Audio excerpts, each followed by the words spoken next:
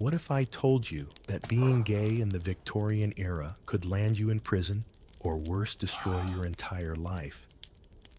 We often imagine that time as prim proper and obsessed with manners. But beneath the polished shoes and powdered faces was a dangerous secret. Homosexuality wasn't just illegal, it was actively hunted. And yet, it never disappeared. It hid in coded letters, quiet glances, and underground circles that history barely dared to mention.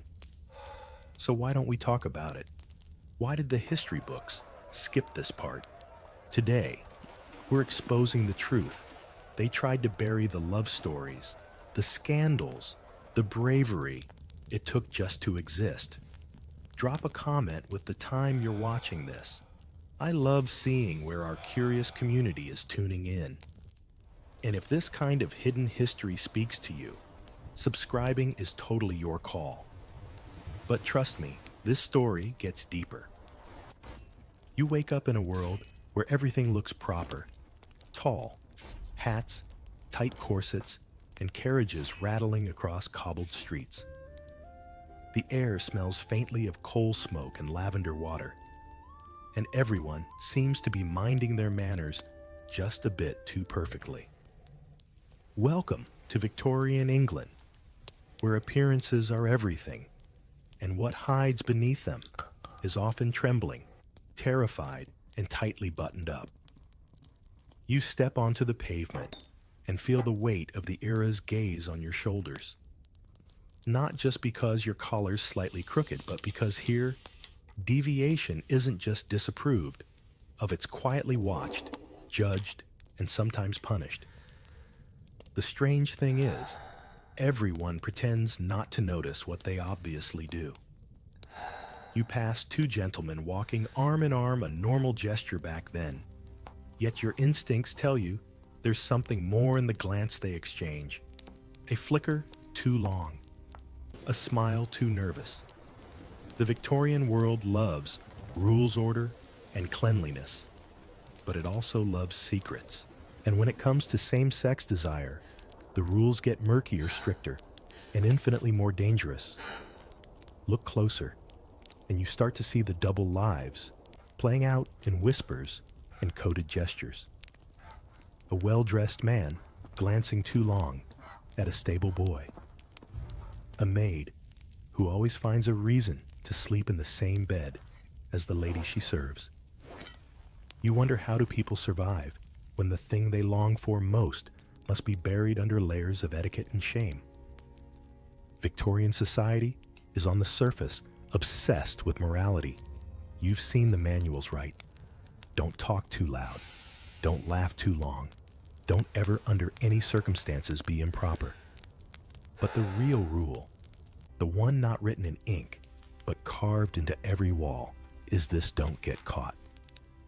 You could be who you are, so long as nobody ever names it, as long as you never say it aloud.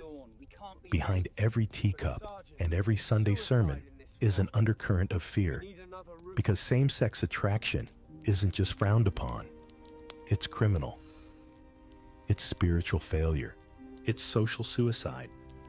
Even for the upper classes who could afford discretion, the danger was always there.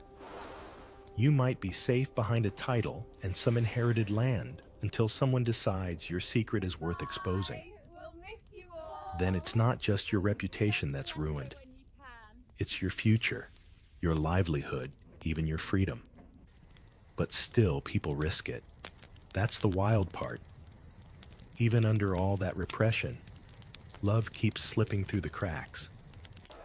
You hear about the artist circles in London, where men quote poetry to one another by candlelight, and no one says exactly what they mean, but everyone knows. You notice the melancholy in those pre-Raphaelite paintings, the kind that lingers in the gaze of two men posing together, a little too closely framed as friends. The Victorians didn't lack passion. They lacked permission. Let's pause here. Have you ever been somewhere where everyone was smiling, but nobody was saying the truth out loud? where people followed rules so hard they bent them in silence just to breathe. That was Victorian England on a good day. And here's the strange irony. While the official stance was deeply conservative, the 19th century also marked a time of curious exploration. You had scientific journals beginning to catalog sexuality badly, and often insultingly, and writers like Walt Whitman across the Atlantic putting gentle male love into verse. The seeds of modern understanding were there just buried in a field of judgment, like daisies under a marching parade of top hats. In the middle of all this, Queen Victoria herself ruled with icy grace. You might expect a monarch to be a moral enforcer, but here's a little-known twist when the British Parliament proposed criminalizing lesbianism in the late 1800s. Legend has it that Queen Victoria refused to believe it even existed. Whether the story is true or not, the law never named women. Men's love was policed. Women's love was ignored to death. You're starting to feel it now, that eerie contradiction. An era that claimed to be all about family, God, and nation, and yet had rooms where gas lamps flickered over stolen kisses and carriages where hands brushed just out of sight. The more rules they made, the more people found ways to break them quietly, fearfully but relentlessly. And this wasn't just in London. The panic spread through colonial outposts, churches, boarding schools, and parliaments. People learned to signal, without speaking, to love in silence, to find meaning in small things. A flower left on a windowsill, a borrowed book filled with underlined passages that meant far more than their literal text. You weren't allowed to love, but you could hint, gesture ache. A single glance could carry the weight of a sonnet. And this wasn't a fringe issue. Think of the names now revered in museums and libraries: artists, poets, aristocrats. Many of them had lives shaped by same-sex attraction, coded into diaries, or dismissed as lifelong bachelors. Charles Ricketts, a key figure in British art, shared nearly every waking moment with Charles Shannon. The two men designed, painted, traveled, and lived together for decades, quietly, respectfully, never named.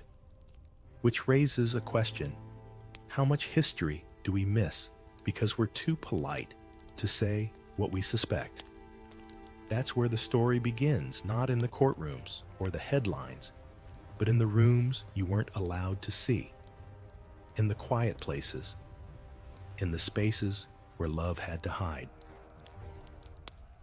Now you start noticing the laws, not just the ones etched into stone or scribbled in Parliament documents, but the invisible ones, the ones hanging in the air like damp fog, clinging to every breath. You're walking past the courthouse, and you don't even need to be on trial to feel your stomach tighten. Because here in Victorian England, same-sex love isn't just discouraged, it's prosecuted. The law doesn't just disapprove, it pounces. You catch whispers about it in the newspapers. Gross indecency, unnatural acts. Phrases so vague they could mean anything, and did. The 1885 Criminal Law Amendment Act, sometimes called the Labouchere Amendment, didn't name homosexuality outright. It didn't need to. Instead, it made all acts of gross indecency between men illegal, whether public or private. That meant even a kiss in the safety of one's bedroom could bring handcuffs and headlines. You glance around, trying to imagine how people even dared to love in this world. And the answer is carefully. Very, very carefully. Because the punishment wasn't just prison, it was humiliation. Total character assassination. Once your name appeared in the court records, or the local rag, you were done. No career, no future. And depending on the judge, sometimes hard labor too. Imagine being sentenced to 2 years of breaking rocks or walking a treadmill in a windowless room because of a letter. A letter, written in private, maybe even burned, but intercepted, stolen, or leaked. That's all it took. A few words could lead to a cell. Even if you weren't convicted, the mere accusation could ruin you. It gave others power, especially blackmailers. Now here's a grim little fact. Blackmail based on homosexuality became so common that it had its own dark ecosystem. Criminals didn't have to rob houses or pick pockets. They just needed to find a letter, a rumor, a tryst behind the theater, and then whisper a threat. Pay up or face exposure. People paid. A lot. Some handed over everything they had just to keep their secrets in the shadows. Some paid and paid and paid until they couldn't anymore. And when the money ran out, the silence ended. There were even detectives who specialized in morality crimes, officers who lurked outside theaters, art galleries, and gentlemen's clubs, waiting for anyone who might slip. You picture yourself in a velvet-seated drawing room, listening to music, when the door suddenly crashes open and the police charge in, not looking for murderers, but for lovers. And this wasn't just something that happened to the careless or the flamboyant. It happened to men with power, with families with prestige. Imagine being a respected politician, like Henry Labucher himself, the man who helped criminalize gross indecency, and knowing full well that your own colleagues were among the very people now living in fear. The hypocrisy wasn't just thick, it was institutional. One famous case in 1870 involved Bolton and Park, two men who sometimes dressed in women's clothing and were arrested on suspicion of having immoral purposes. The courts tried to make an example out of them, but the prosecution struggled. Because here's the kicker, there wasn't enough physical proof. So they were acquitted, not because society believed in their innocence, but because the law wanted bodily evidence of intimacy. And how exactly does one prove that without turning the courtroom into a circus? Still, despite the acquittal, their lives were never the same. The ridicule stuck. Their names lived on in tabloid ink, their freedom tainted by humiliation. You may be wondering, did any lawyers ever try to fight these laws? Were there any judges who showed mercy occasionally, but rarely? Because Victorian courts weren't in the business of compassion. They were in the business of upholding virtue, and they did it by crushing anything that deviated from their ideal of the moral man. Preferably married, preferably miserable. It's a little like prosecuting someone for breathing wrong, except everyone's pretending it's not air, it's poison. And you start to see how law shaped more than just behavior. It shaped architecture, movement, even speech. People learned how to speak without revealing too much. They avoided writing anything that could be misread. They memorized escape routes. Some homes had extra exits. Some diaries were written in code.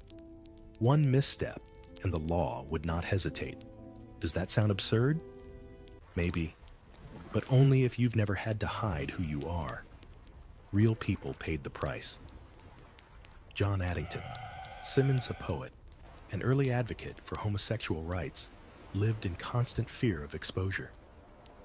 His writings, sensitive, intelligent, brave, were often kept private. He knew what could happen if his thoughts made it into the wrong hands. He tried to change the conversation, to bring some level of understanding into a legal system built on fear. But the walls were high. There's a kind of ghostly irony to it all, a society obsessed with documenting everything from births to ballroom menus had to pretend that some people didn't exist, or at least didn't love. And here's the chilling part. Many didn't just fear the law. They internalized it. Some believed they were broken, sinful, sick. That's what constant threat does. It warps your mirror until you start punishing yourself before the world even gets the chance.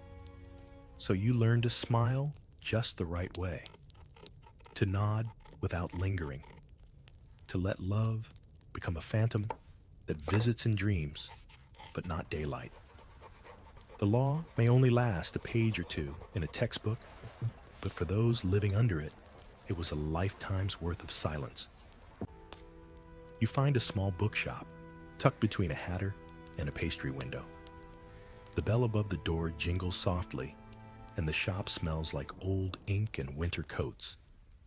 At first glance, it's just another Victorian haven of poetry and philosophy. But your fingers brush across a volume that's been shelved with unusual care, as if hidden in plain sight. You flip it open and realize you've just entered another world. A quieter one, a riskier one where love breathes only between the lines. This is where many queer Victorians lived in metaphor, in subtext, in phrases so delicately constructed they could pass through a censor's fingers without raising alarm. You notice how often friendship feels too intense, how the word affection appears too often in letters between men who supposedly were just classmates. You begin to see that when something can't be named, it gets rewritten into glances, pauses, shared poems, and deliberate ambiguity. You leaf through letters from Lord Byron to John Fitzgibbon, where emotional declarations wear thin disguises. You reread passages from Maurice E.M. Forster's novel about same-sex love unpublished in his lifetime because the risk was just too high. You realize this was survival, writing love into fiction, because living it, in fact, could destroy you. I wonder what the And then future holds there were for the us. codes. Polaria We must cant have slang, faith that it used will be mainly by peaceful, men in British like gay the storm. subcultures, would bloom more fully in the 20th century, but its early roots, word substitutions, playful twists, and private meanings began to sprout in the Victorian period. It wasn't just clever, it was necessary. If you could speak a language others didn't understand, maybe you could live a life they wouldn't arrest. Imagine trying to explain a romantic relationship without ever using words like love, desire, or partner. It turns every sentence into a tightrope. You start seeing it everywhere in poetry, in theater, even in the pauses between lines, in a conversation. The Victorian era birthed some of the best euphemists in history. Even Sherlock Holmes couldn't resist the mystery. Arthur Conan Doyle, though not known for promoting queer themes, directly created characters like Holmes and Watson, whose intimacy has sparked debates for decades. Was it friendship? Was it devotion? Or was it a subtle nod to a deeper bond that Victorian readers might have recognized but never spoken aloud? Not all the hidden messages stayed in books, though. You walk past a tailor's shop and see a particular green carnation pinned to a lapel. It seems like just a fashion choice, but among some circles, it signals something more. Oscar Wilde himself made the green carnation famous as a kind of quiet symbol, an emblem that could mean nothing to most, but everything to those who knew. You start to grasp the brilliance required to love someone when the world refuses your language. How many of us today would have the patience to write entire diaries in code, to memorize entire poems, just to say I see you? In an age where a tweet can spark a movement, it's humbling to remember a time when lovers risked everything to share a single sentence. It wasn't just men doing this. Women, too, navigated the unspoken. Letters between Victorian women often brimmed with longing, intimacy, and romantic tension. And while their relationships were less policed by law, they were equally vulnerable to social scrutiny. Two women living together might be brushed off as spinsters. But if their bond became too visible, the consequences were still severe: family rejection, institutionalization, forced separation. One famous pair, Eleanor Butler and Sarah Ponsonby, known as the Ladies of Llangollen, lived together for decades, refusing traditional marriage and building a shared life that puzzled, fascinated, and scandalized Georgian and Victorian society. Visitors came to observe them as curiosities, but beneath the novelty lay a quietly defiant love story. It's one of many. You picture a Victorian drawing room, the fire glowing low letters exchanged beneath the edge of a newspaper, poetry recited with just enough intensity to say what must not be said. You imagine someone like John Addington Symonds crafting an essay with a trembling hand, knowing he can't publish it. Or Walt Whitman across the sea, but reaching minds in England, speaking of manly love in verses that stretch beyond borders and laws. It becomes clear, this was not a silent era. It was an encrypted one. Do you think you'd have made it? Could you have survived in a world where love itself had to be written in riddles? Would you have dared to send the letter, knowing it might be your last? And yet thousands did. Their voices, though muffled by time and censorship, still echo. The ink may have faded, but the code remains etched into the margins, buried in footnotes and stitched into first editions that once passed between trembling hands. And as you walk out of the bookshop, the wind carrying a stray page past your boot, you realize something odd. The Victorians weren't void of feeling, they were saturated with it. So much so, they had to invent entirely new ways to express it without being destroyed. In a way, that's more daring than shouting from the rooftops. And yet, even with all that careful code and quiet longing, sometimes the truth spilled out, loud, scandalous, and impossible to hide. You're standing outside the Marlborough Street Police Court now, just as a crowd begins to gather. Newsboys are shouting headlines, women in bonnets are whispering behind gloved hands, and a well-dressed man with his collar too tight is trying very hard not to look terrified. Something big is happening. A scandal, the kind that makes headlines, ruins lives, and fuels dinner party gossip for weeks. You edge closer.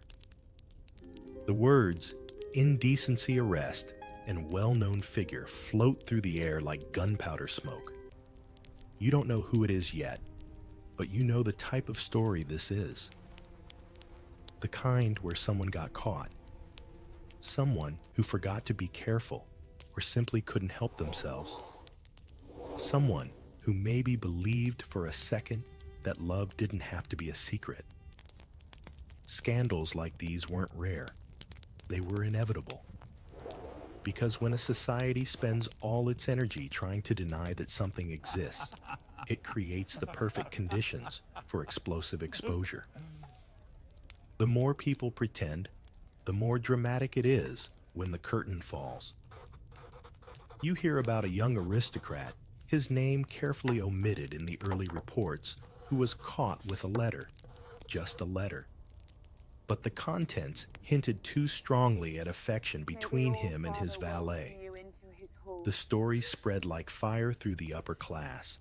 His family sent him abroad for health reasons. The valet, however, wasn't so lucky. He lost everything. Then there was the male brothel on Cleveland Street, discovered in 1889. It serviced clients from all rungs of society, including allegedly men close to the Prince of Wales himself. The press had a field day, though not always directly. Reporters had to tiptoe using euphemisms so twisted they nearly formed knots. But the implications were clear, and the scandal reached deep into the halls of power. Arrests were made. Names were hinted at. Careers were quietly buried. It wasn't just the elite. Middle-class clerks, artists, actors, anyone could suddenly become the center of an unwanted spotlight. All it took was a raid, a letter, a jealous lover with a grudge and a good memory. You didn't need to commit a crime in the public square. You only needed to exist in the wrong way. Tabloids loved these stories. They wrapped them in outrage, framed them as moral warnings, but sold them like candy. Headlines hissed about unnatural habits, shocking exposures, and perverse tendencies, language designed to titillate even as it condemned. The hypocrisy was baked in. The same society that punished queer lives devoured them in print. Do you find that odd? That the very thing the public claimed to hate, they couldn't stop reading about. It wasn't just the content that shocked people. It was who got caught. Because the scandals often exposed the truth that queerness wasn't some lower-class sin or foreign corruption. It lived at the center of power. It sat in parliament. It painted portraits. It conducted symphonies. That's what made it so dangerous to those in charge. They couldn't just point fingers, they'd have to look in mirrors. Sometimes the courtrooms themselves became theaters. A defendant would stand accused of gross indecency trying to appear emotionless, while the prosecutor read aloud the most private details of his letters or testimony from hired spies. The jurors would look away. The reporters would scribble frantically. And somewhere in the gallery, a lover sat quietly, hands clenched white in his lap. You imagine the silence afterward, the doors swinging shut, the footsteps echoing down cold stone hallways, and outside, people already deciding what they believed and whom they'd cross the street to avoid from now on. These moments weren't just personal tragedies. They were public lessons. They reminded everyone watching to stay quiet, to stay careful, to stay invisible. Even the royal family couldn't fully escape the whiff of scandal. Rumors swirled around Prince Eddie Queen Victoria's grandson about possible involvement in Cleveland Street. No charges were ever filed, and historians still debate the details, but the very existence of the rumor was enough to cause a quiet panic. Royals, after all, were supposed to be symbols of moral purity. What happens when that illusion cracks?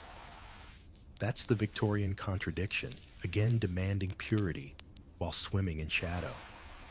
And yet, for all their cruelty, the scandals served a purpose. They carved stories into the stone of history, stories that might otherwise have vanished. They proved that these lives existed, these desires mattered, even if society pretended otherwise. You might be erased from the family portrait, but your court transcript would survive. Have you ever noticed how history remembers those it tried hardest to forget?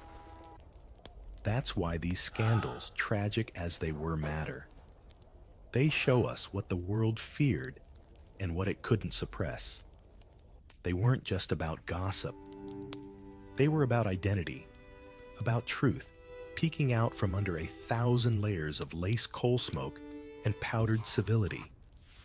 And for those still hiding in the shadows, every public scandal was both a warning and a strange, bittersweet proof of life.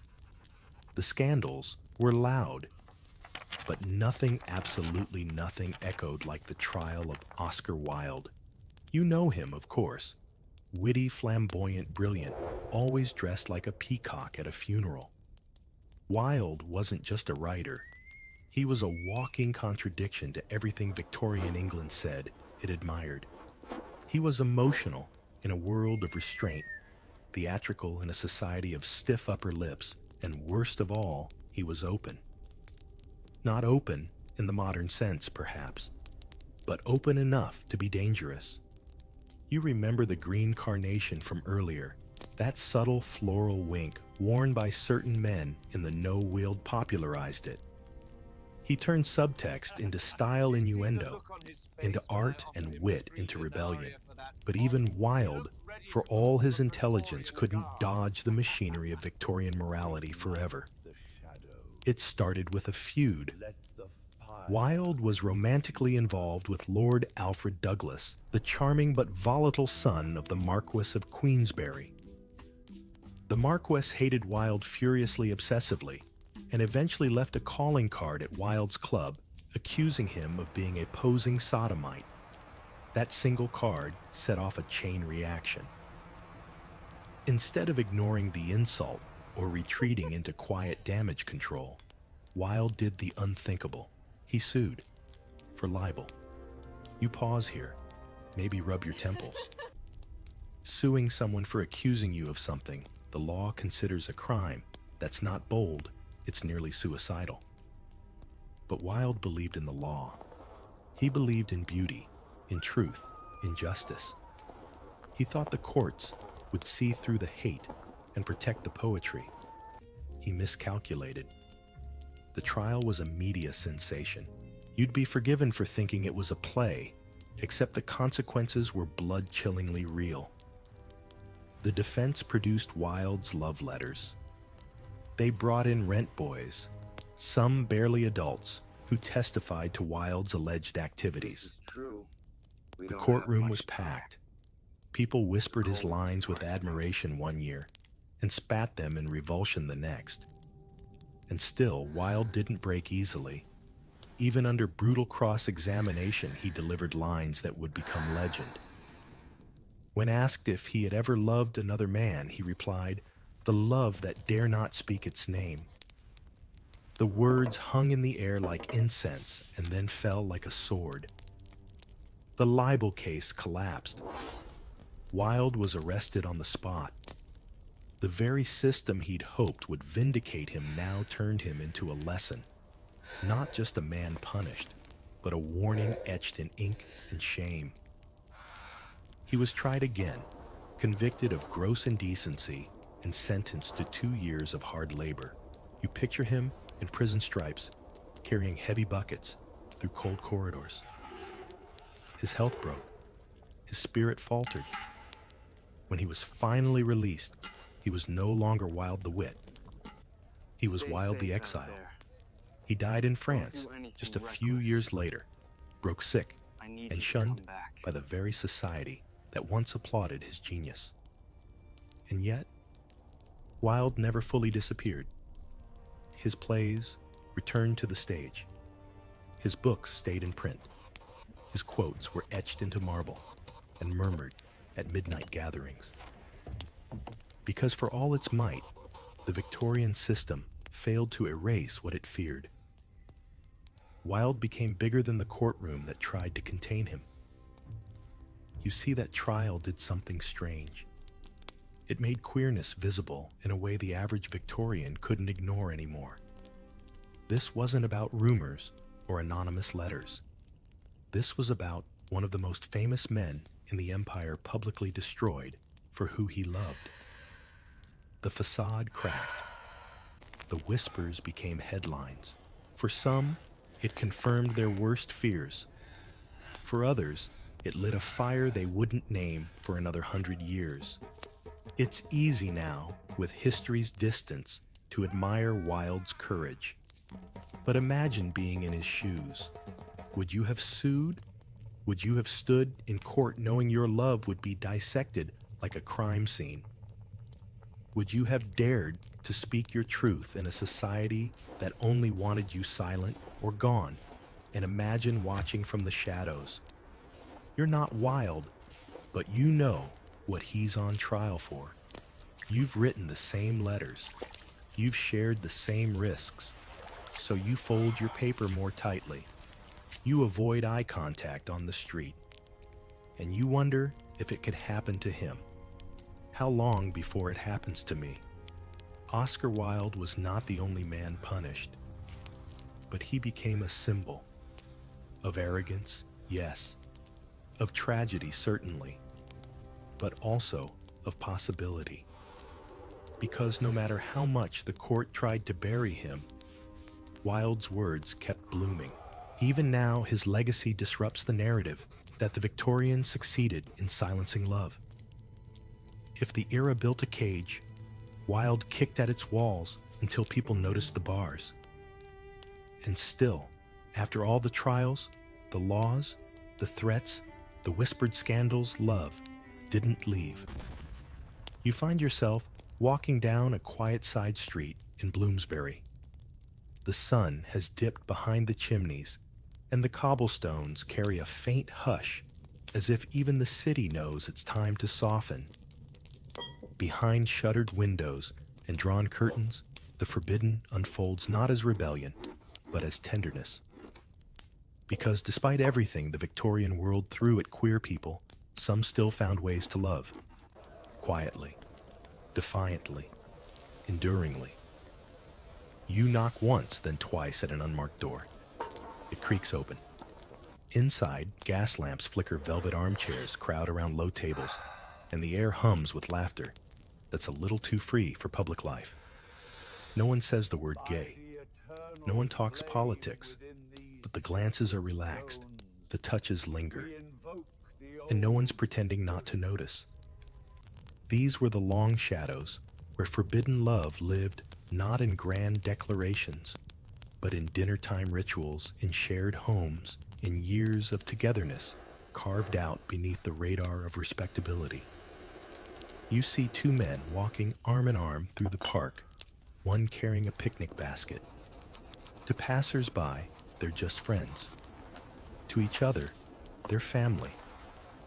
You see two women renting a flat together, their furniture bought secondhand, their holidays spent in Cornwall companions, in the eyes of society soulmates behind closed doors. This wasn't rare. It was everywhere if you knew how to look. The problem wasn't that same-sex love didn't exist. It was that society refused to see it unless it could punish it. And even then, people made it work. Some entered marriages of convenience, men and women, both queer, pairing up to satisfy social expectations while quietly living separate lives. Others surrounded themselves with carefully chosen friends who understood the unspoken. A few, very few, risked living openly, usually supported by wealth class or sheer exhaustion with pretending. You think again of the ladies of Llangollen, Eleanor and Sarah, whose cottage in Wales became something of a pilgrimage site. The elite visited them. Poets admired them. They weren't hidden, but they weren't named either. Society tolerated their love precisely because it refused to define it. Or take Michael Field, two Victorian women poets, Catherine Bradley and Edith Cooper, who wrote under a shared male pen name and lived together as partners for decades. Their work was bold, sometimes sensual, sometimes strange, but always sincere. They didn't shout their relationship from rooftops, but they didn't bury it either. They made art out of it. And then there were the artists, the writers, the philosophers, who created entire worlds out of longing and secrecy.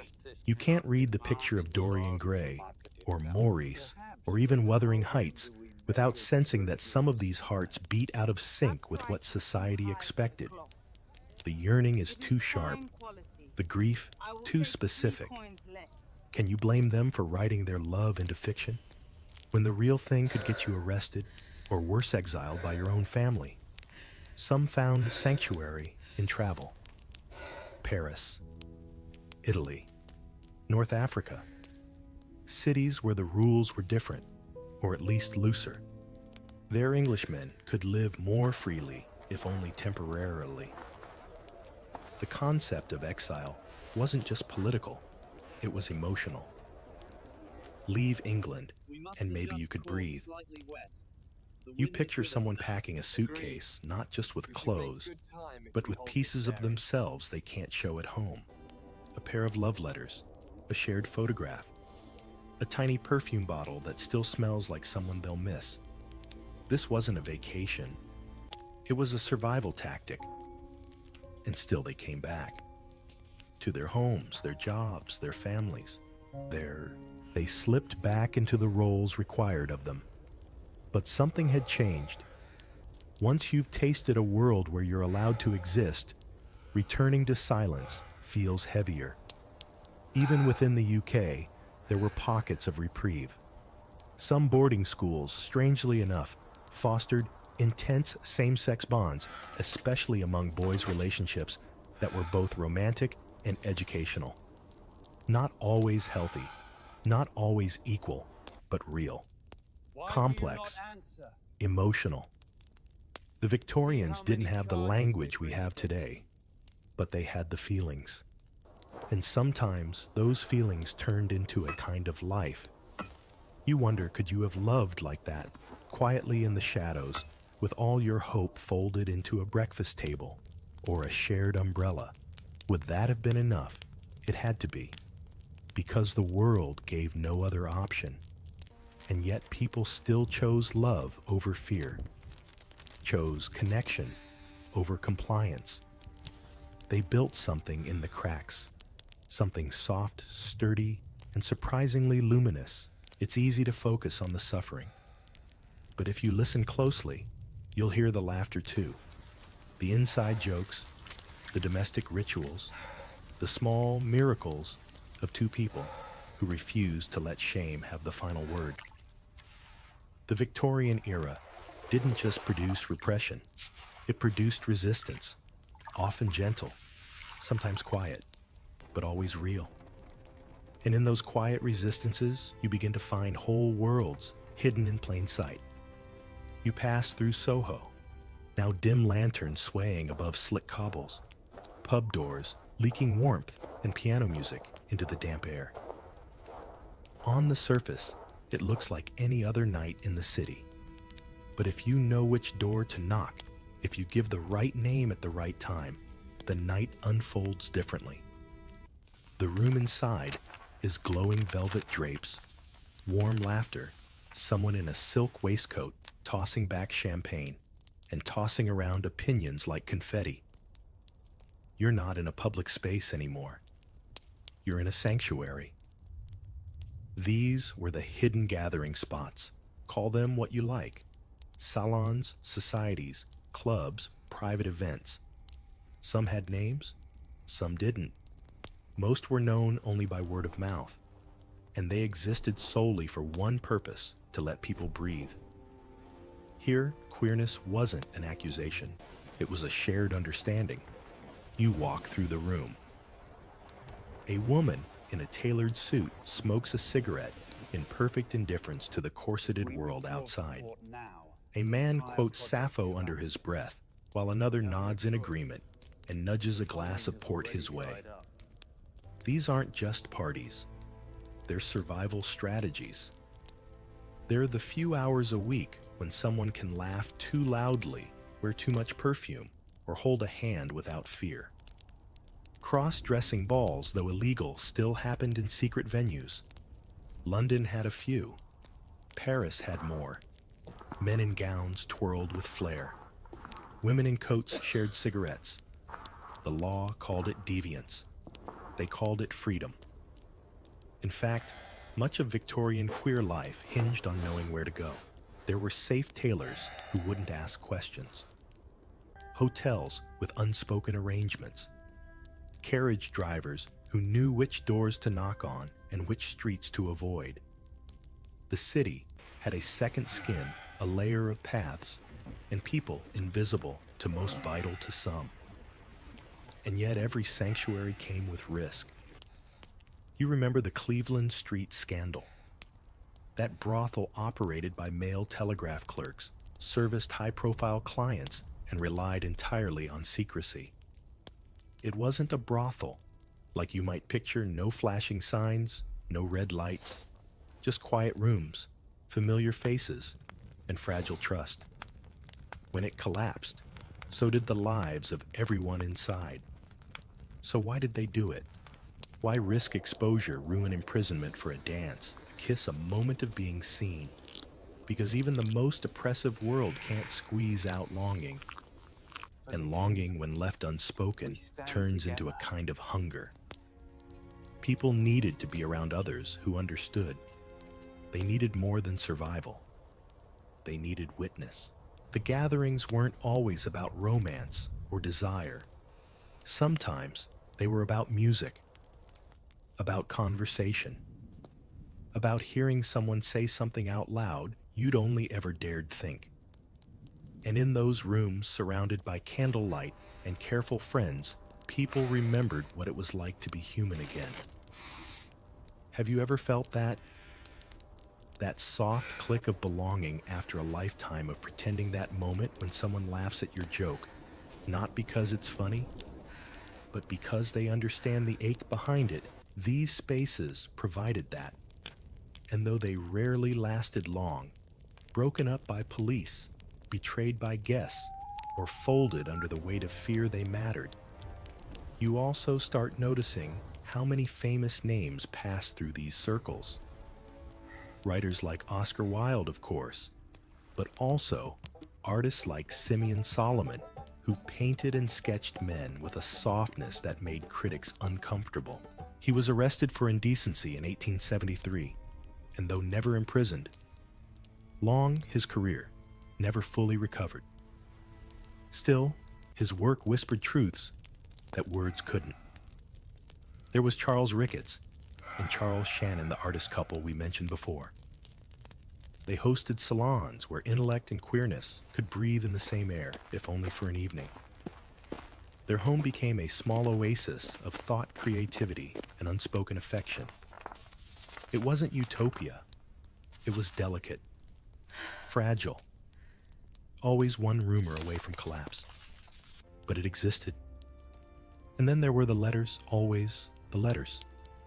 Invitations written in code. Warnings wrapped in pleasantries. Directions concealed in poetry. The postman might not know what he was delivering, but the recipient knew exactly what to wear, where to go, and what not to say. Every queer Victorian gathering was in some way a performance. Not because the love was fake, but because the stage was dangerous. You had to know your lines. Wear your mask, hit your mark.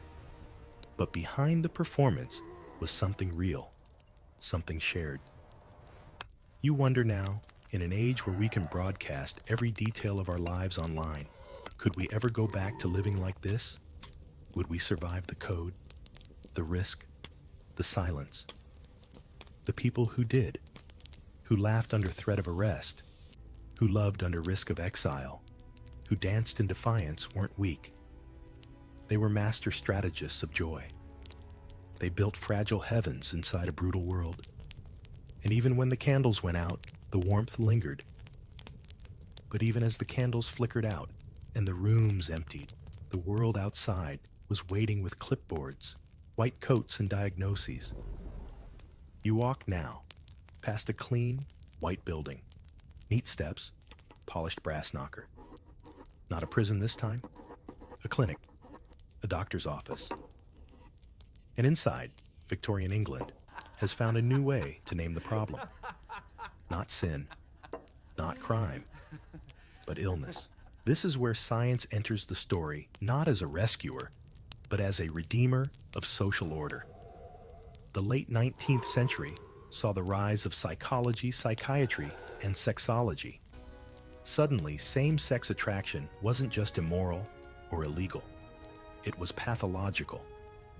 Doctors, often with good intentions twisted by cultural fear, began cataloging queer people like butterflies. They gave them labels, theories, and treatments. It wasn't about understanding. It was about control. You flip through one of their early medical texts, heavy leather-bound and full of words like inversion, degeneracy, and perversion. Homosexuality was described as a deviance from the heterosexual norm, a symptom of arrested development, or even a congenital disease. For all its academic tone, the message was clear: you weren't evil, just broken. You see how this shift, subtle at first, starts reshaping everything. Instead of being thrown in jail, you might be sent to a sanatorium. Instead of standing trial, you might be committed. Progress? Hardly. The walls were still closing in. They just changed color. The problem with science is that it often reflects the fears of its time. And Victorian science was terrified of losing its precious moral hierarchy: male-female, strong-weak, normal-abnormal. Deviating from that pattern was a threat not just to the family, but to empire itself. So researchers like Richard von Krafft-Ebing and Havelock Ellis wrote volumes trying to explain same-sex attraction. Krafft-Ebing's Psychopathia. Sexualis was one of the most influential books of its kind. It treated homosexuality as a mental disorder, a view that stuck around for decades. Ellis, on the other hand, was slightly more sympathetic.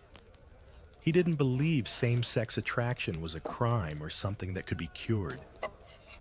But even his tone was clinical, distant, and cautious. Understanding, yes, but from behind a pane of glass. It was around this time that the word homosexual began to gain traction. Not as an identity, but as a medical label. That's important, because naming something doesn't always liberate it. Sometimes it cages it more efficiently. You look at a young man leaving a doctor's office in 1895. His coat collar is high, his steps uncertain. He went in, hoping for help. He came out with a diagnosis. He's not wicked, the doctor said, just ill, treatable, possibly, but only with discipline avoidance, cold baths, prayer, perhaps hypnosis, maybe even electric shock. Yes, those happen too. You see, once something is considered curable, it becomes something to be fixed. And once people start fixing what isn't broken, you end up with a generation of bruised minds. This shift from sin to sickness also changed how families reacted. Before, a scandal was a moral shame. Now it became a private tragedy. Parents sent their sons away. Sisters were told never to speak of it. Letters were burned. Names were removed from wills. Not because of punishment, but out of concern. Can you imagine that having your entire life rewritten because someone decided your love was a malfunction, and yet some resisted? Quietly, bravely. A few doctors pushed back. A few writers began to reclaim language. The poet Edward Carpenter, for instance, lived openly with his male partner, George Merrill, for nearly 40 years. Carpenter believed same-sex love was a natural, even sacred force, and he wrote passionately about it. His home became a beacon for those seeking another way to live, to think, to be. Still, most weren't so lucky. The asylum loomed large, not just as a threat, but as a place people were actually sent. The idea was this: if you couldn't jail someone for who they were, perhaps you could treat them until they were someone else. Women, too, were not spared. Though less likely to be prosecuted, they were often pathologized. A woman who refused marriage, who showed affection to another woman, who rejected traditional roles, she might be labeled hysterical, neurotic, unwomanly, institutionalized. You walk through a hallway of polished wood and silence. Behind each door, a story, a life, a person who asked the wrong question, loved the wrong person, spoke a little too freely. There's something particularly cruel about being told your soul is sick. You can fight an accusation, but how do you argue with a diagnosis? That's what made this era so insidious. It wrapped its fear in the language of care. It said, "We only want to help," and then it took your autonomy. So no, the white coat wasn't much safer than the judge's robe. But if you look closely, even in the margins of those medical texts, you'll find contradictions. Patients who didn't stop loving. Men who met others in the waiting room. Women who pretended to be cured, but never stopped writing letters. Because the human heart inconveniently doesn't follow prescriptions. You walk down a narrow lane now somewhere in the countryside. It's quiet here. The air feels different, less judgmental somehow. as if the hedgerows never cared what you whispered after dark. This part of the story isn't about London trials or medical texts. It's about the lives barely written down, the women. Because if male homosexuality was hunted, female relationships were often simply ignored. You pause on that thought. Not protected, not accepted, just left out. The Victorian legal system, in all its elaborate cruelty, never criminalized lesbianism. Not officially, not directly. In fact, when Parliament considered adding women to the 1885 Criminal Law Amendment Act, Queen Victoria reportedly balked. The idea that women could be involved in those sorts of acts was, she allegedly claimed, too absurd to be real. Whether or not she actually said it, historians still debate that the result was the same lesbian relationships weren't outlawed because society refused to believe they existed. And what isn't named can't be punished, right? Not exactly. Because invisibility isn't freedom. It's erasure with softer lighting. You walk through a drawing room now, warm and polished, where two women sip tea by the fire. Maybe they've lived together for years. Maybe they're even on the same lease. The neighbors might call them spinster's companions, or simply Miss So-and-so and her friend. But no one dares ask what binds them together, and no one gives them language to answer, even if they did. Victorian women lived in a society that demanded their devotion but feared their independence. A woman who rejected marriage was already suspicious. A woman who shared her home with another woman, who wore unfashionably sensible shoes, who never once seemed to be in search of a suitor.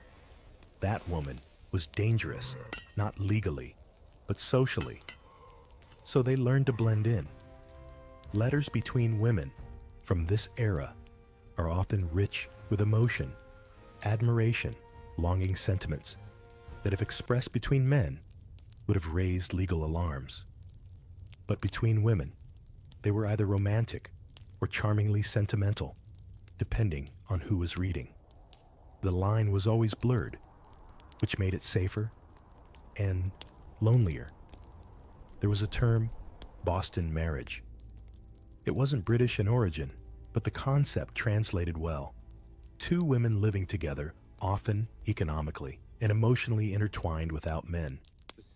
Victorian society mostly tolerated this so long as it looked neat, proper, devoid of suggestion. You wonder, did they really think love disappeared just because they chose not to see it? Some of these couples found deep, lasting happiness, but many walked a delicate edge. Because while the law didn't chase them, society could still punish them in 1,000 quieter ways: whispers, exclusion, condescension, pity. And then there was the medical gaze. Just like with men, doctors began noticing too close female relationships. They applied the same language of deviance and imbalance.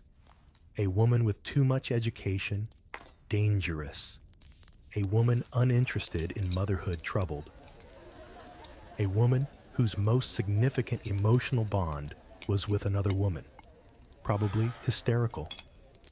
You begin to realize that for all their different rules, the outcomes were similar: silence, shame, displacement. Still, just like their male counterparts, queer women pushed back. In diaries, in poetry, in private photographs. Some disguised their feelings in metaphors. Others left them untouched, trusting time or posterity to find them. One striking example is Anne Lister, whose meticulously kept diaries from earlier in the 19th century document her romantic and sexual relationships with women in rich, unapologetic detail. She even developed her own secret code, blending Greek letters and algebraic symbols to conceal her entries. Her story, though not widely known until much later, is proof that even in an era designed to suppress, some people refuse to disappear. Lister lived with her partner Anne Walker at Shibden Hall, openly enough to raise eyebrows, but cleverly enough to avoid legal retribution. They took communion together as a symbolic marriage. They referred to each other as wives. The community may have gossiped, but no one could quite stop them. And across the empire, similar stories unfolded in softer, smaller ways. Schoolgirls falling in love in boarding schools, nurses forming lifelong bonds in hospitals, actresses writing each other letters so lyrical they nearly floated off the page. They didn't need the law's attention to know they were risking something. They knew it every time someone made a joke too pointed or asked, "Why haven't you married yet?" They knew it when their relationships were dismissed as phases or fancies or nothing at all. Because being erased is its own kind of violence. You think now of all the love stories that didn't make it into the books. The names scratched out of family trees. The photographs where one woman's hand is just slightly too close to another's. The graves that read lifelong companion instead of what they really meant. But here you are, remembering them anyway, saying their names, even if history didn't. And that matters, because what wasn't named then can be honored now. And what was ignored might still echo if you listen closely enough.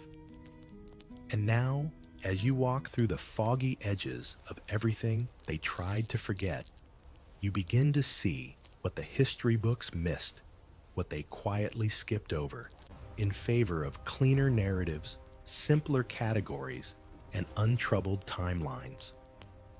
Because the truth is, homosexuality in the Victorian era wasn't erased.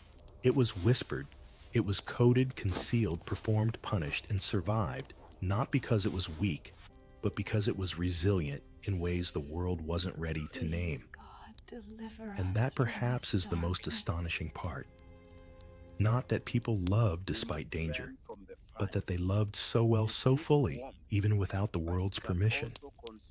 You think again of the letters folded neatly in drawers long emptied, the diaries written in code, the poems that used moonlight as a metaphor when they meant skin. You remember the quiet gatherings, the green carnations, the hidden drawings. You recall the trials, yes, but more than that, you remember the resilience, the intricate dance of survival that still somehow made room for tenderness. And as the 20th century crept closer, so did change. Slowly, painfully. But the groundwork was already there, laid down by all those whose names barely made it past footnotes. Those who risked being uninvited, unremembered, unspoken, just to feel something real in a world obsessed with illusion. Think of how many Victorian lives were reshaped around silence. How many people married for appearances, smiled for portraits, and choked on their own reflections. And yet, behind all that performance, something stirred. A quiet defiance. A soft insistence on truth, even if no one else would admit it existed.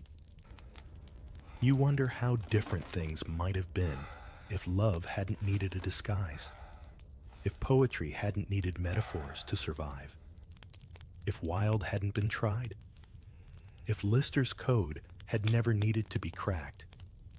But then again, maybe the very act of hiding preserved something too, made it stronger, made it last. Because what is hidden isn't gone. It just waits. And now here you are walking these old Victorian streets, not as a participant, but as a witness. The gas lights have dimmed. The carriages have vanished. But the stories remain. Not loud, not always clear, but pulsing under every cobblestone, tucked between every line, in a letter, lingering in every forgotten photograph, where two people stand just a little too close. It makes you think, What parts of your world are being hidden right now, waiting to be uncovered a century from now? What whispers will become the history someone else wishes they had been allowed to live out loud? You glance back at the trail you followed tonight, not just through law and scandal, but through longing laughter, resistance, and love. Victorian England may have tried to turn queerness into a shadow, a sickness, or a scandal, but it never managed to make it disappear. Not really. Instead, it lived on delicate defiant, encoded in velvet and ink. And as you finally reach the end of your walk, the sky turning that soft blue just before dawn, you realize something else. The most radical thing anyone did back then wasn't to protest or escape or even survive. It was to love.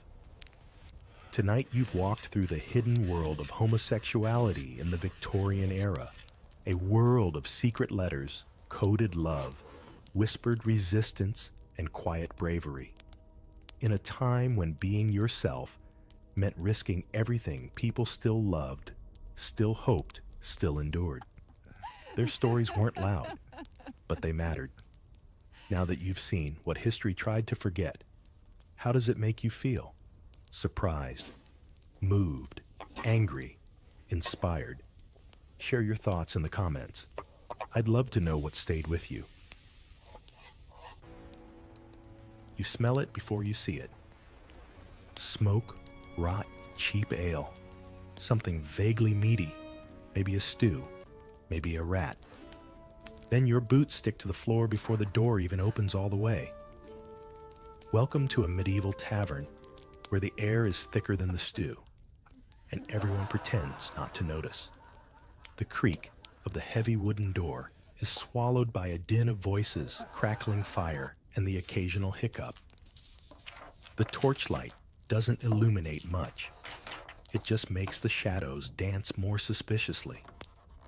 The floor's covered in straw, maybe, to soak up spills, or maybe just to hide the smell. Either way, you've stepped into a place where hygiene surrendered centuries ago and never returned to claim its sword. The ceiling is low enough to bump your head if you're taller than average, which congratulations you probably are. Thick wooden beams arch overhead like the ribs of a sleeping beast covered in soot from years of tallow smoke and burning rushes. You don't know how old the building is, and neither does the innkeeper. Some parts feel ancient. Some parts look like they were repaired by someone using only wishful thinking and a slightly drunk hammer. Tables wobble, benches creak.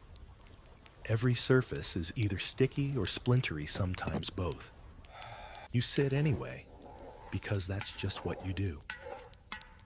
You notice the walls are sweating. Or is it just condensation from the dozen bodies packed into this glorified shed? A medieval tavern doesn't have air conditioning, of course not, but it also doesn't have windows that close properly, or chimneys that work. The room fills with fire smoke, pipe smoke, and the sharp tang of unwashed humanity.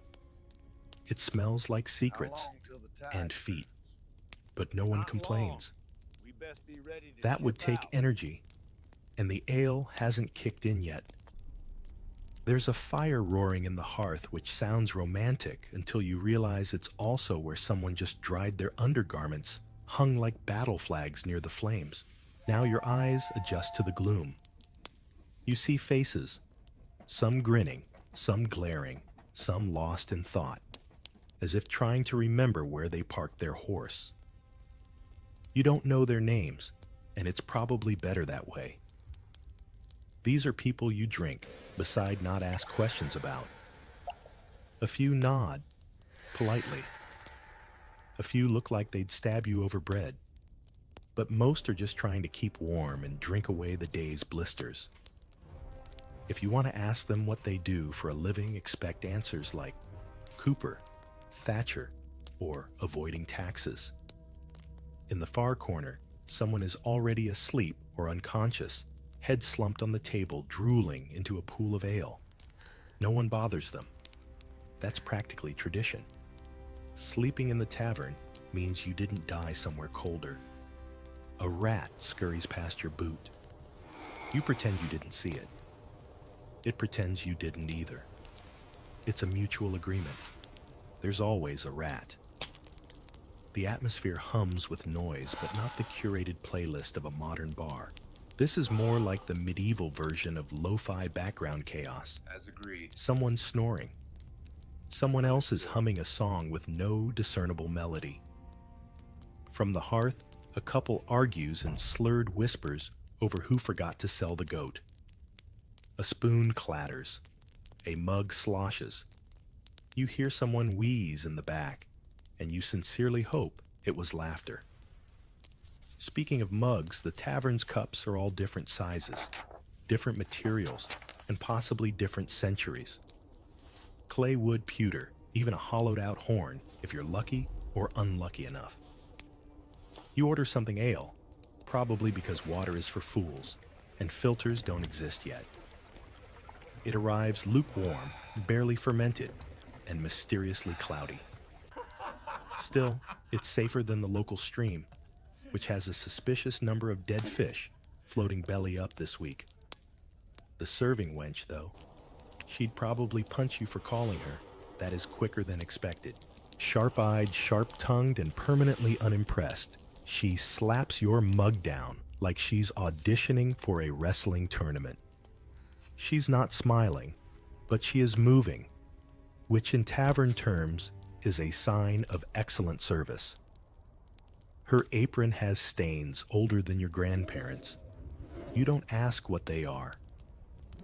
Some things, like where the meat comes from or what's in the stew, are best left unspoken. As your mug empties, you start to feel the tavern shifting. The mood is rising like a medieval tide, rolling in on waves of cheap alcohol. Laughter gets louder. Words get sloppier. Someone in the back sings the same chorus 3 times in a row and forgets the rest. But no one minds. It's not about remembering, it's about releasing. Releasing the stress of farming fighting or feudal taxes. Releasing the ache in your back and the grime in your soul. This is where peasants become poets and blacksmiths become philosophers, for at least half a tankard anyway. There's a reason these places existed in every village town and roadside nook. Not because they offered comfort, but because they offered escape. A break from the mud, the debt, the Lord's demands.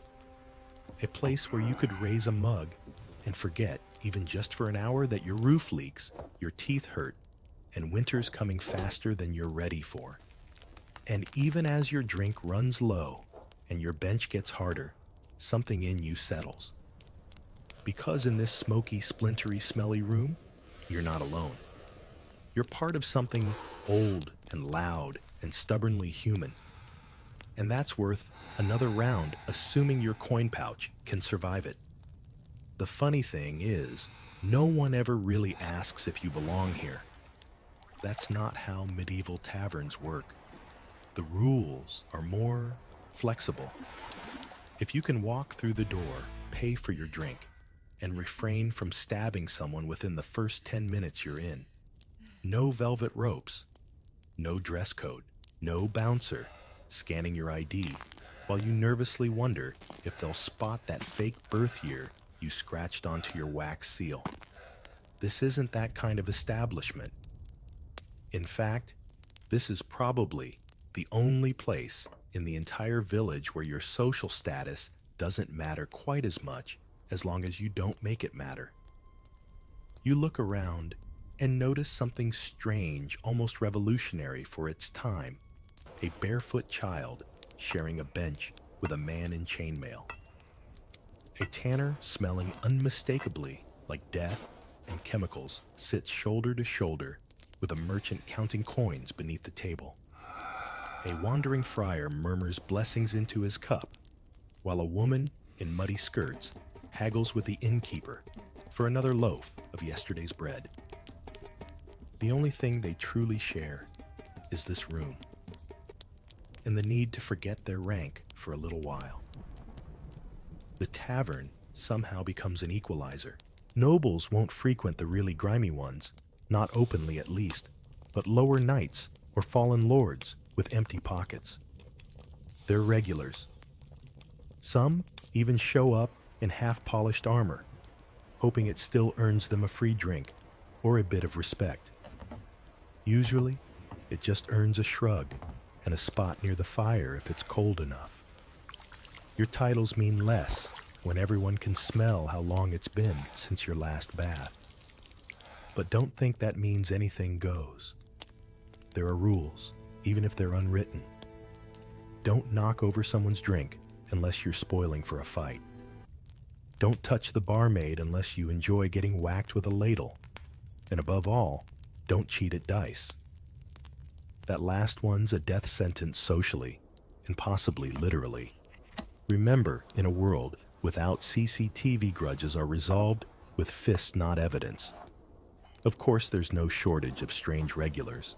There's always someone who seems to live here, perhaps a man with a milky eye and suspiciously good hearing, always seated near the hearth. Or an old woman who never orders but always occupies the best corner seat, muttering to herself and petting a cat that might not even exist. These figures blend into the background like smoke into wood, part of the architecture. No one questions their presence. They belong because they always have.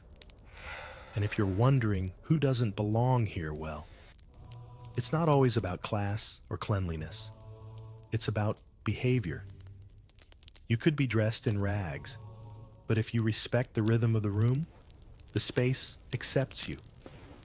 Walk in acting superior, too loud, too proud, or too curious, and you'll feel the atmosphere stiffen like old bread. It's an invisible current that shifts when a stranger pushes the wrong buttons. The worst thing you can be here isn't poor, it's arrogant. This wasn't just a matter of etiquette. It was survival. In a medieval world where diseases spread faster than gossip and food shortages were regular guests, cooperation mattered. Tavern life was a delicate balance between chaos and community. And if that meant you had to share your bench with someone who smelled like he wrestled a pig that morning, well, so be it. Take a moment to imagine a modern bar working this way. No ID, no card minimum, no bouncer. Just an open door and the shared understanding that if you cause trouble, you deal with the consequences immediately and often loudly. Would it work today? Or have we grown too used to surveillance and structure to trust that kind of human chaos again? It's this exact absence of formal structure that makes the tavern both inviting and dangerous. There are no posted hours, no closing time. The night ends when the ale runs dry, or the candles do. There's no menu nailed to the wall. You get what's on offer. And what's on offer depends entirely on who's been by, with goods, favors, or livestock. The barkeep might accept coins, or eggs, or a length of wool if it's been a slow week. You want a drink? What do you have to trade? And speaking of the barkeep, he's seen it all. Lovers quarreling over goats, monks caught smuggling wine, and once allegedly a nobleman who danced naked on the table before realizing he was in the wrong town. But more on him later. For now, you keep your head down, sip your cloudy ale, and try not to draw too much attention. There's a sweet spot here in this crowd of the tolerated, the ignored, and the quietly tolerated again. No one cares what you did before walking in. What matters is how you handle yourself now in this thick soup of smoke, sweat, and second chances. You're not a lord or a peasant in here. You're just another body trying to get warm and forget the world outside. Eventually, your stomach reminds you it exists, and not gently. It grumbles like a mutinous crewman demanding better conditions. So you wave over the woman with the apron stained by what might be 3 different centuries of culinary history and ask the question everyone asks, even though they already know the answer. What's on the menu? She doesn't laugh. She just squints at you and replies, stew. Of course it's stew. It's always stew. The eternal medieval tavern staple, because it's easy, cheap, and impossible to identify after the 4th hour of boiling. You glance toward the hearth and spot the pot, huge, black, and bubbling, ominously, with something brownish-green and vaguely lumpy. It's been simmering since sunrise, maybe longer, with new ingredients added every few hours, like an ever-evolving potion. Is that a carrot, maybe? Is that a bit of rat tail? You don't ask. Alongside the stew, there's usually bread hard enough to chip a tooth if you're not careful. A slice is slapped down on the table beside your mug, dense and rough, like someone baked a rock.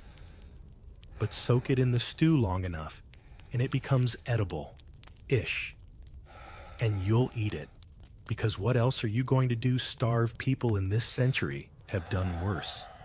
Trust me, if you're lucky, or if you're in a slightly fancier establishment, say one near a well-traveled road, you might get more adventurous options.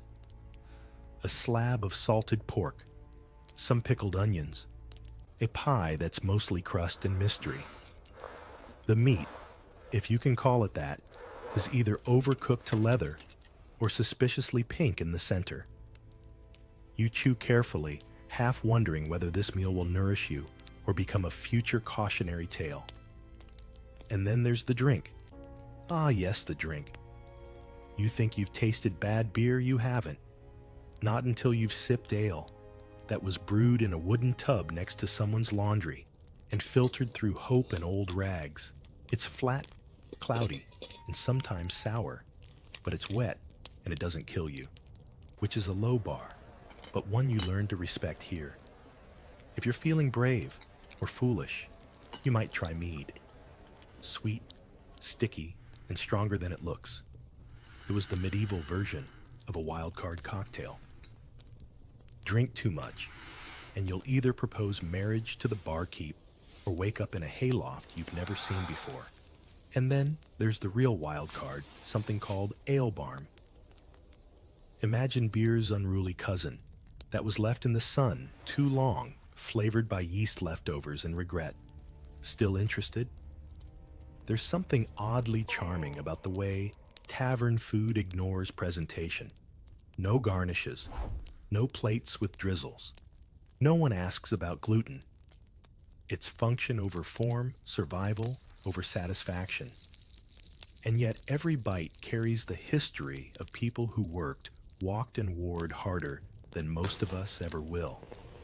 It's not delicious, but it's earned. Take, for example, the famous pottage, a thick porridge of grains and vegetables that was the backbone of tavern cuisine for the lower classes. Every region had its variation, but none of them were glamorous. Think oatmeal, but with cabbage and turnips instead of strawberries. And yet, for a peasant or a tired traveler, it was gold. It filled your belly and gave you just enough energy to shovel mud for 6 more hours. And believe it or not, sometimes taverns even had seasonal luxuries. Eels were popular, not because people loved them, but because they were cheap, abundant, and didn't require much preservation. In cities near rivers, a bowl of eel stew wasn't out of the question. Slippery, shiny, and definitely not something you'd find on a modern pub menu unless your pub is very experimental.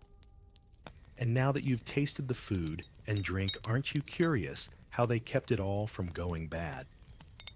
The answer is, they didn't. Food spoilage was a constant companion. Spices, when available, were often used to mask bad meat. Salt and vinegar helped preserve, but not for long. Bread went stale. Ale went sour. And once it did well, just pretend you didn't notice. Your stomach might forgive you. Probably. Yet somehow, people kept eating. They sat hunched over their bowls with soot on their faces, scraping the bottom for the last bit of turnip or pork fat, and they made do. Because they had to. Because even questionable stew in a smoky tavern was better than nothing on a cold, unforgiving night. It makes you wonder, could you stomach it? Would you trade your app delivery for a ladle of stew that smells like 3 kinds of barnyard just to feel warm and welcome in this place? Because here, food isn't about pleasure. It's about being part of the room. About slurping in rhythm with the man beside you who hasn't bathed in a week. About nodding across the table with your mouth full because your hands are too greasy to shake. It's communal. It's rough. It's real. And it's only going to get weirder from here. You start to realize there's one person everyone watches even when they pretend not to. Not the loud drunk in the corner. Not the musician tuning his broken lute. It's the one behind the bar, or in some cases behind the pot of stew, the pile of mugs, and the line of debts. The innkeeper. This is not a man or woman to underestimate. They don't wear a crown, but they rule this place more absolutely than any king rules a court. With a glance, they can quiet a crowd. With a grunt, they can decide if you eat sleep or get kicked into the mud. Most of the time, they don't talk much. They don't need to. The regulars already know what every grunt nod and raised eyebrow means. Behind that weather-beaten face is a catalog of secrets. Everyone comes to the tavern eventually, merchants, knights, tax collectors, bandits, farmers. They all drink, they all talk, and they all forget the walls have ears. Except it's not the walls. It's the one polishing the mugs. The innkeeper hears about land deals before the ink dries. They know which marriage is on the brink, which stable boy snuck into the noblewoman's chambers, and which monk has been drinking more mead than morals allow. They're the village's unofficial historian therapist, and if needed, enforcer. You want a secret kept, good luck. You want a rumor spread, say it near the hearth, and it'll be halfway across town before your spoon hits the bottom of the bowl. And yet there's respect, even from those who outrank them on paper. Because the innkeeper holds the social currency of survival, food, fire, shelter, and silence. They can kick you out into a thunderstorm or offer you a back room and a bowl of stew on credit. Sometimes they don't even ask for money. They ask for stories, or favors, or silence in return. That's worth more than gold on the right night. You glance again and see the old man, barrel-chested, missing 2 teeth, wiping his hands on a cloth that hasn't been cleaned since the last king died. He doesn't smile often, but when he does, it feels like a sunrise in winter.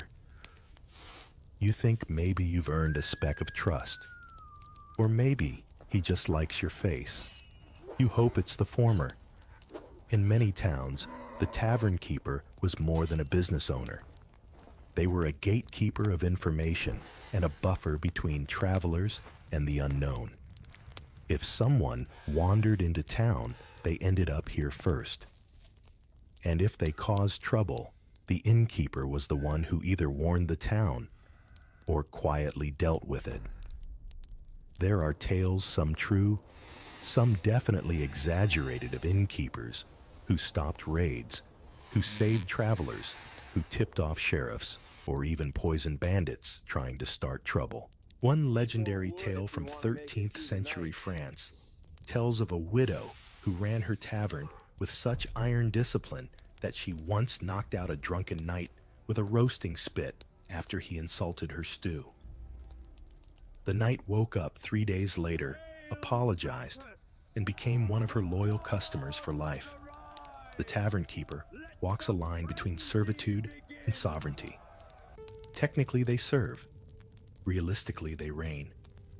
And like any good ruler, they keep their network tight. The barmaid, probably a cousin. The boy sweeping his nephew. The old man sleeping near the fire. His father pretending to nap while watching everything. It's not just a business, it's a dynasty, passed down like armor dented and stained but reliable. Now you start to see the innkeeper in a different light. Not just a bartender, not just a cook, a pillar. The one who stands when everyone else sways. The one who remembers when the room forgets. And if you ever get the chance to earn a story from them, a real one from the years before their beard turned gray, treasure it. For us, aren't they? Because they don't share lightly. They've watched lives begin and end in this very room, seen fortunes flip like dice on a crooked table. What they know could unravel families, or save them, depending on the tilt of a head or the warmth of a bowl. So you raise your mug in a subtle toast, not to royalty or warriors, or even the stew, but to the person behind the bar. Because in this wild little world of flickering firelight and shifting loyalties, the innkeeper is the one constant. And somehow, knowing that makes the floor feel a bit sturdier under your feet. But sturdy doesn't last long in a tavern, not when the sun dips, the ale deepens, and the chaos starts tuning its instruments. You hear at first the twang of a lute string being plucked too confidently by someone who may or may not be sober. Then a goat bleats. Yes, a goat. It's unclear whether it belongs to the tavern a guest or just wandered in for the warmth, but no one's particularly concerned. The line between customer and livestock is surprisingly thin after dark. And just like that, the tavern shifts. It was a dining hall. Now it's a stage. The benches creak as people lean forward. Someone moves the sleeping drunk slightly, so he slumps more artistically. A candle is lit near the front, casting a theatrical glow across the mud-streaked floorboards. The musician clears his throat as if preparing for a royal concert, then strums a few notes that sound like an argument between two spoons. But no one minds. They clap. They cheer. They shout suggestions, none of which are helpful. The lute player, unfazed, launches into a ballad about a milkmaid, a knight, and a misunderstanding involving a misplaced chicken. The lyrics are barely coherent. The rhyme scheme abandoned ship halfway through.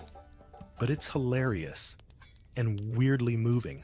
And when the refrain hits something about trousers and dishonor, the whole room joins in like a drunken choir. Entertainment in medieval taverns wasn't polished. It wasn't professional. It was participatory. Everyone was the audience, but also potentially the show. If you could juggle 3 apples or recite a bawdy limerick, you were golden. If you couldn't, well, maybe someone would toss you a turnip out of pity. Or at least not boo you too loudly. Occasionally, a real minstrel would pass through a wandering performer with actual training, possibly even permission from a noble to perform. They'd arrive with a harp, a collection of tattered songs, and tales of distant towns, sea monsters, or royal scandals. And if they were any good, the innkeeper might even feed them for free. After all, a good story could silence even the rowdiest crowd faster than a threat. Other nights, the tavern became a theater of improv chaos. Someone might challenge another to a drinking song duel. 2 blacksmiths might act out a mock sword fight with fire pokers.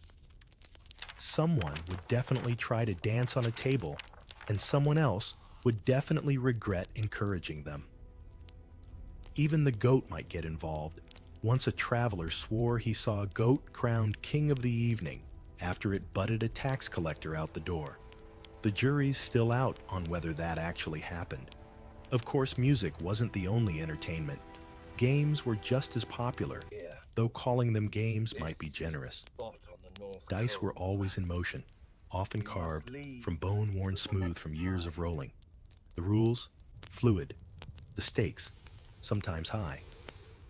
A good roll could win you a meal, a mug, or a night with the softest spot near the fire. A bad roll could cost your shoes.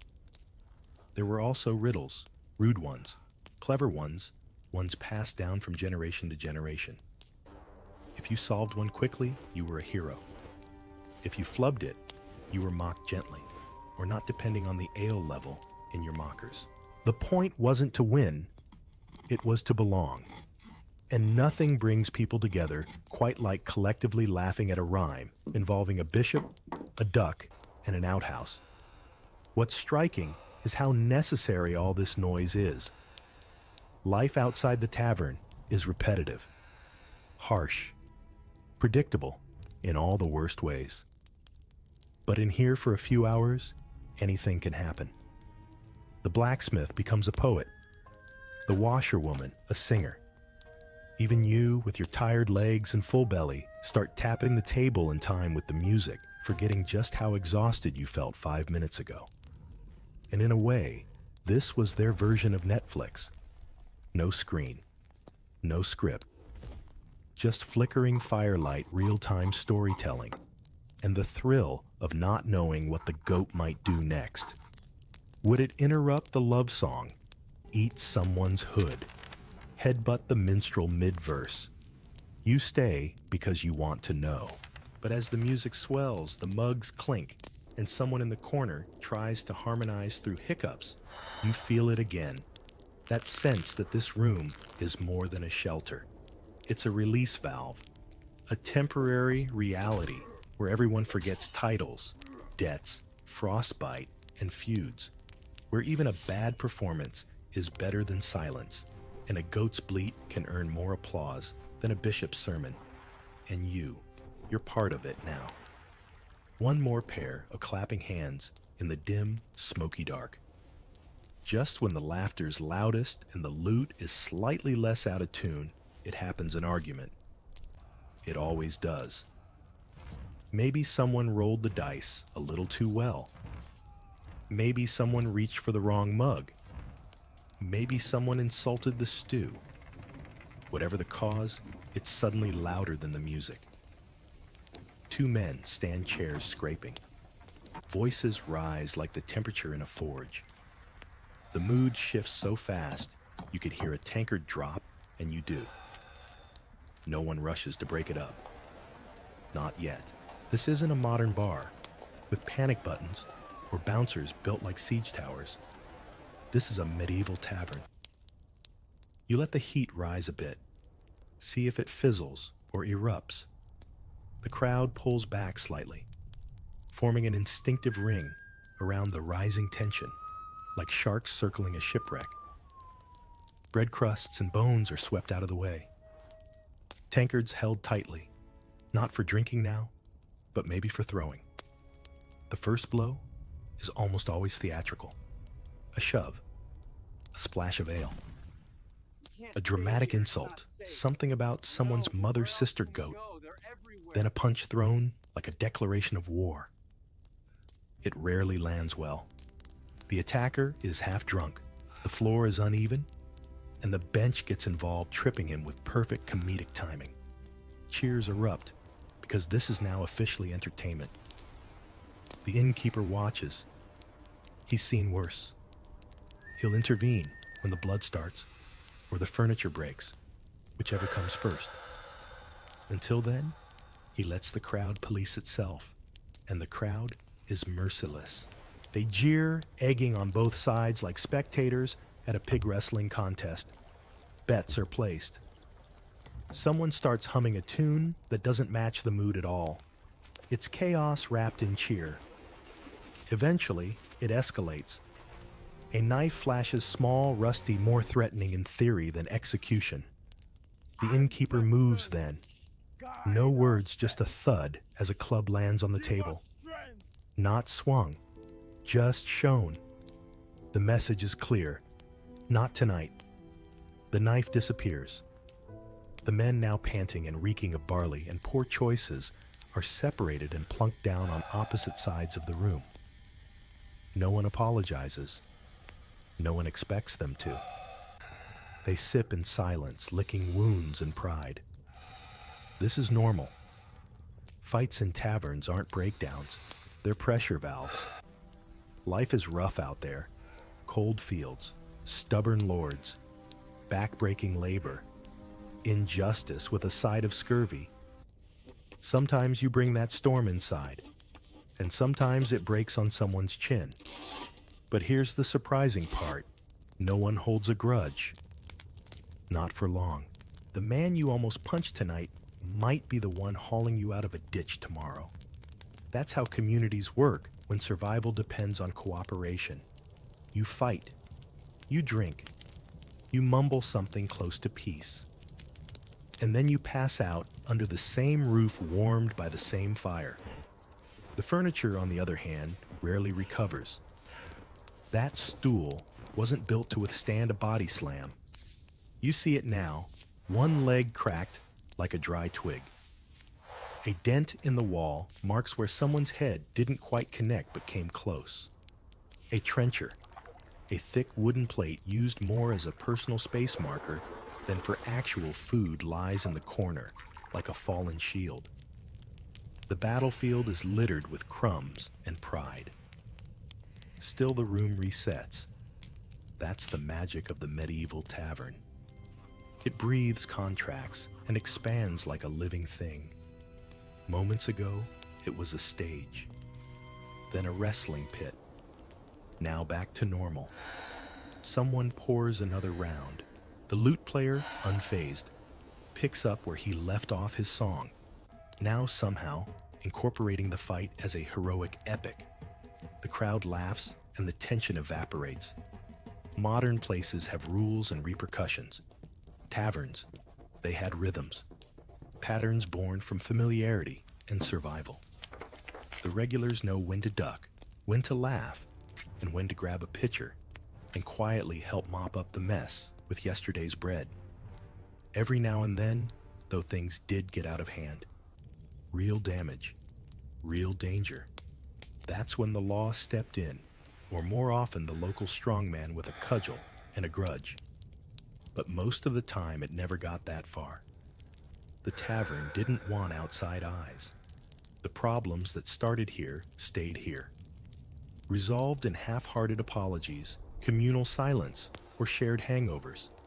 And if you're wondering whether women joined in these brawls sometimes, not always with fists. Words were just as sharp. A well-timed insult from the barmaid could silence a drunk faster than any mug to the head.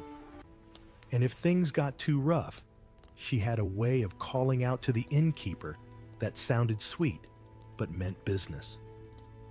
You sit back. Now your own mug, steady in your hand, watching the firelight bounce off the newly formed bruise on someone's temple. And you wonder, was that really a fight or just a particularly aggressive form of friendship? Because here, in the heat and haze of the tavern, pain and play exist in the same breath. And tomorrow, they'll all be back. New stories, same mugs, maybe one fewer stool. Now that the noise has simmered back down and the fight's been folded into tonight's lore, you start to notice something subtler, quieter than a song, more secret than a brawl. It's the whispers, the glances, the way certain people drift toward the stairs one by one, casually, as if stretching their legs or checking the weather, except it's midnight and no one checks the weather in their shoes. You start to realize the tavern has layers. What you've seen so far is just the surface. Below it, or behind it, or above it, depending on the structure, things get more negotiated. Rooms for rent, beds that aren't really beds, company that doesn't ask your name but might ask for coin, or food, or discretion. No one talks about it directly. Not the regulars, not the innkeeper, not even the goat. But you notice the signs. That side door that never quite closes. That woman with too much rouge and too few questions. That traveling merchant who came in alone and somehow left with an extra smile and lighter pockets. This isn't a brothel officially, but unofficial doesn't mean untrue. Medieval taverns were often the unofficial everything. Hotel dining hall, post office, confessional booth, marriage counselor, matchmaking service, and yes, occasionally a place to strike deals of the flesh. When privacy was a luxury, even a curtained-off alcove near the kitchen could count as a room. And while not every tavern dabbled in these moonlit arrangements, many did quietly, pragmatically, and with little fuss. The women, or sometimes men, who offered company weren't necessarily outcasts. In fact, they were often woven into the tavern's fabric. They served drinks, cleaned tables, shared gossip, and knew exactly when to smile and when to vanish. They were observant, adaptable, and rarely surprised. Some had arrangements with the innkeeper. Others worked independently. But all of them knew that charm was currency, and safety meant knowing who to trust. You spot one of them now, a woman leaning on the post near the stairs, watching the room like a queen in her quiet court. Her eyes flick from table to table, not with judgment, but calculation. She knows the room better than the musician, better than the drunkards, maybe even better than the innkeeper.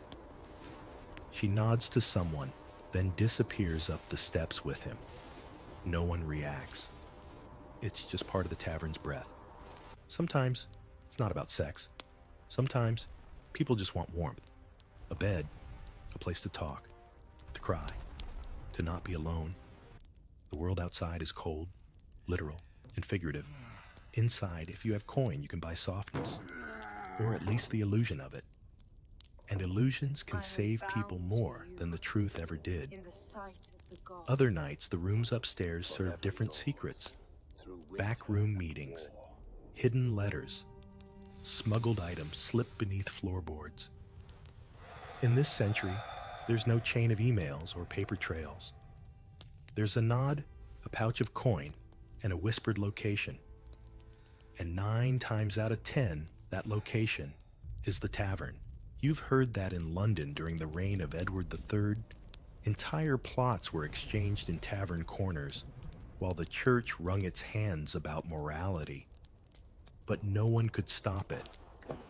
Even the clergy visited inns when they traveled. Even they needed warmth and food. Everyone came through the tavern, eventually, thieves, preachers, pilgrims, widows, knights, and that meant everyone could be watched. Some of the most infamous scandals in medieval towns began in places just like this. A letter handed off to the wrong person. A name said too loudly.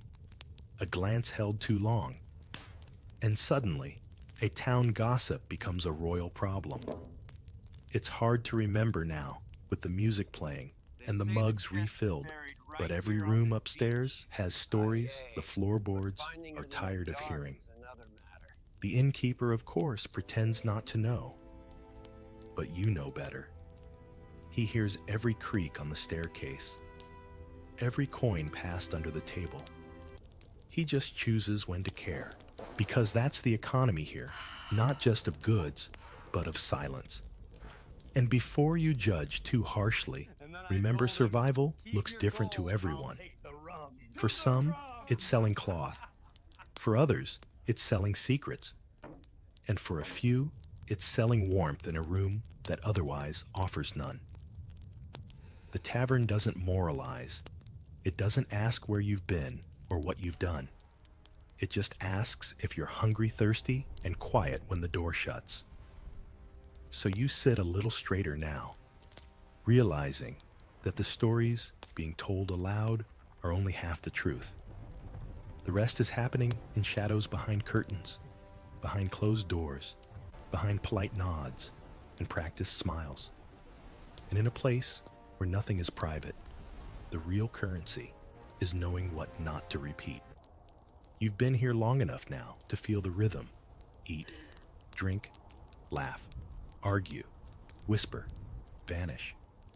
But just when you think you've seen everything this wooden box of chaos has to offer you, start to notice the quieter transactions. Not the food, not the favors, deals. They happen fast, quiet, half buried under conversation and candlelight. Two men lean in, hands clasped. Something passes beneath the table, a pouch, a folded scrap of parchment, maybe a carved token that means more than it looks. You're not supposed to see it, but you do. And you wonder just how much business is really being conducted here in between stew and songs. Because for all its noise and heat, the tavern is a marketplace of more than meat and mead.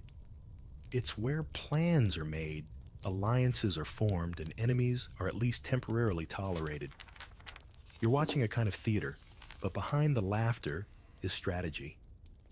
Behind the toast, a truce. Behind that man offering a drink, maybe a bribe.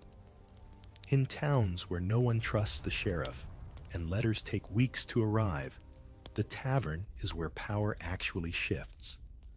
Guildsmen meet by the fire to fix grain prices. Smugglers share maps drawn in soot. Rival families nod across ale, silently agreeing to keep knives in sheaths at least until spring. Even in smaller villages, the same dance plays out in miniature. A thatcher makes a deal to repair the baker's roof in exchange for bread through winter. A widow lends coin to a shepherd with 2 sheep and no luck. A messenger carrying royal orders stops for stew only to accidentally mention a caravan route loud enough for the wrong ears to hear. And sometimes the deals are darker. Someone pays someone else to forget what they saw, or to make sure a certain cart doesn't leave town on time, or to mention casually that the tax collector likes to ride alone through the woods on market day. There are no contracts, just ale and nods, and the unspoken threat that if you betray a tavern deal, you might not be welcome next time. And that could mean sleeping in the rain, or worse. Still, the deals aren't always about betrayal. Sometimes they're about protection. A merchant passing through hires a local lad to watch his horse. A desperate tenant begs the innkeeper to slip word to the reeve that rent won't be ready. A mother offers a homemade poultice in exchange for safe passage for her son, who's misunderstood by the local authorities. In the flickering candlelight, these transactions shimmer like heat waves, real but hard to grasp. You try not to stare, not because you're afraid, but because everyone here knows better than to watch too long. Information flows, but only in one direction. If you catch it going the wrong way, you become part of the story. And not in the fun, remember the goat kind of way. And the innkeeper, of course, sees it all. Sometimes he mediates. Sometimes he ignores it. Sometimes he adds a name, a location, or a price. He doesn't speak much, but his silence is its own form of currency. Everyone pays him, whether they realize it or not. It reminds you a bit of those old mafia movies, except instead of tuxedos and polished shoes, it's mud-caked boots and flea-bitten cloaks. The stakes are different, no luxury cars or offshore accounts.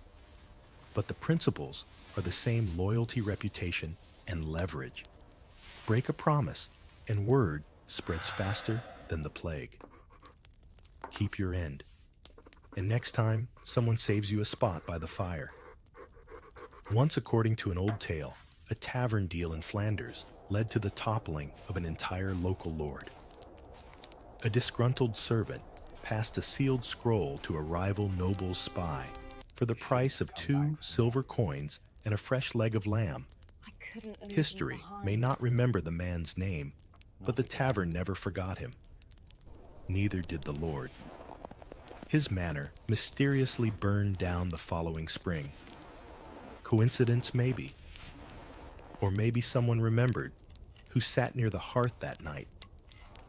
There's something strangely comforting about it in a gritty sort of way. In a world with no insurance, no contracts, no 24/7 legal hotlines, this system works. Because it has to. Because in this room, your word, your nod, your silence is all you've got. And in many ways, that's worth more than gold. So you settle deeper into your bench, suddenly aware of how many little glances are traded across the room. How many mugs are refilled just a second too late? How many shoulders brush in a way that means more than it should? And how beneath the songs and stew, the real tavern hums like a hive restless buzzing alive with plots and promises. You don't hear them arrive, you feel it. The room tightens just slightly, like someone pulled a thread too tight through worn fabric. A few heads lower. A laugh dies mid-breath. The lute player pretends to be very interested in tuning his one functioning string. That's how you know the sheriff just walked in. Not a man in shining armor, mind you. That's the stuff of romance tales and noble courts. This sheriff wears the same mud as everyone else. His boots thud with tired authority, and his coat, once official-looking, is now stained with stew ink, and what you really hope is horse. He's flanked by two deputies, younger, and trying far too hard to look menacing. One of them has a chin too sharp for his face and eyes that haven't yet learned to pretend they don't see things. The sheriff doesn't bark or glare.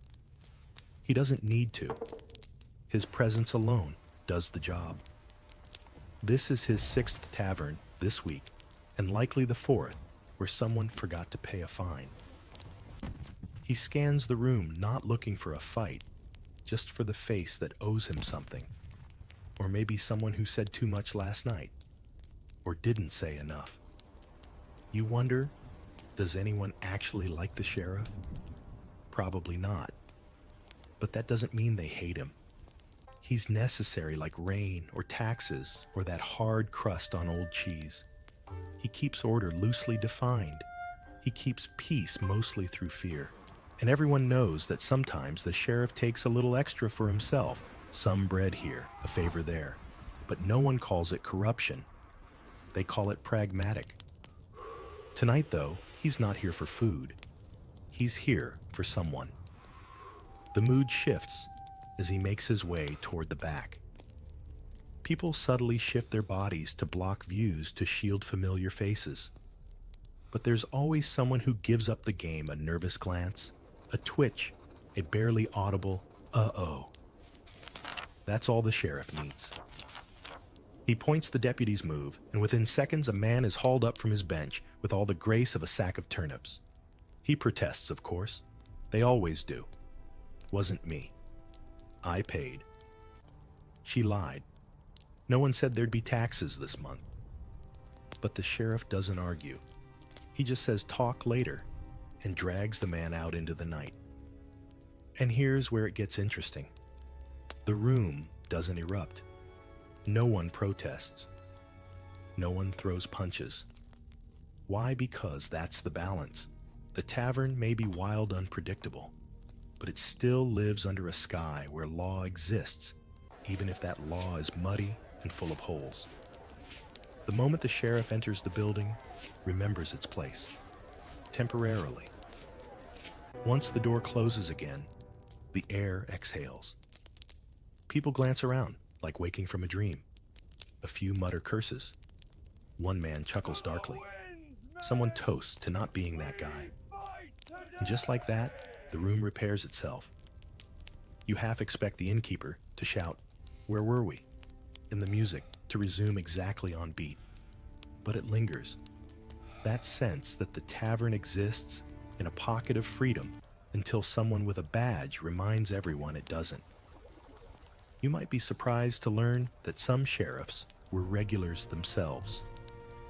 In small towns, there was no escape from overlapping roles. One week, you're enforcing a tax, the next, you're borrowing stew on credit. The innkeeper knows this. So does everyone else. That's why the sheriff rarely throws his weight around here unless it's absolutely necessary. Because even a man with power needs a place to eat and drink and forget. Sometimes, late at night, the sheriff himself sits in the corner, quiet alone. No badge, no deputies. Just a man with tired boots and too many secrets. He drinks slowly, nods to the music, and leaves before the room forgets who he is. You wonder if he ever wishes he were just another drunk with nothing to lose.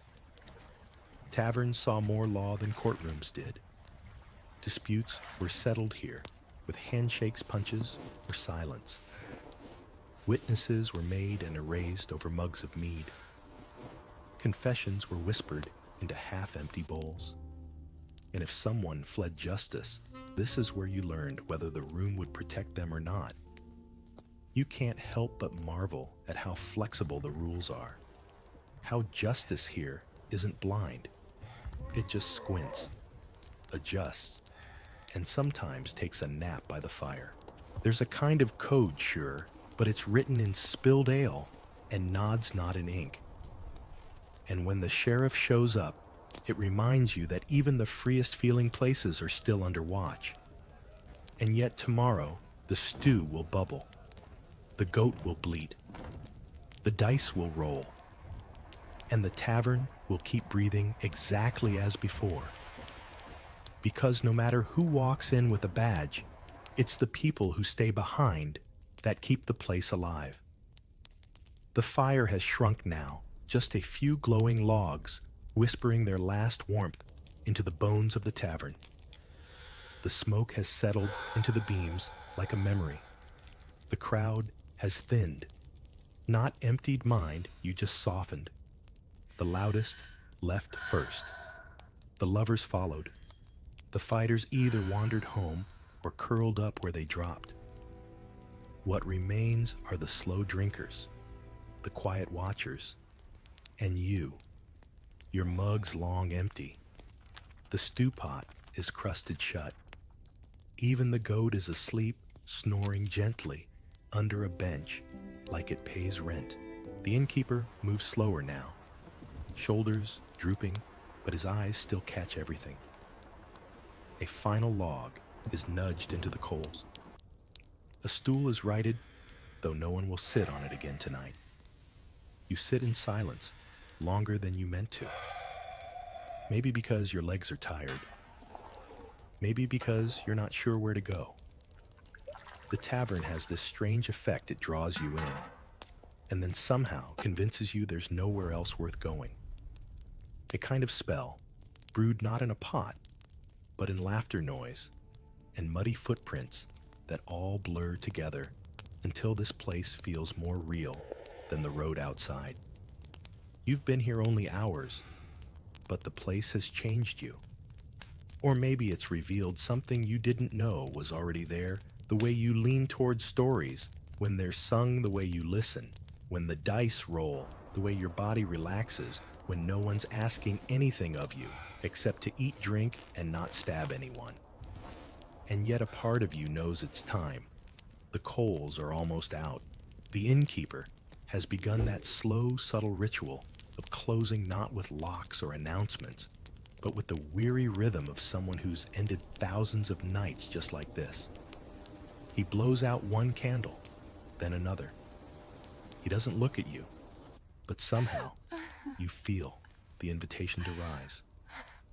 You glance around one last time. The table with the wobbly legs still leans. The bench you sat on has your imprint now. A wet ring from your mug stains the wood in a perfect, unimportant circle. You realize you've left a mark here, however small.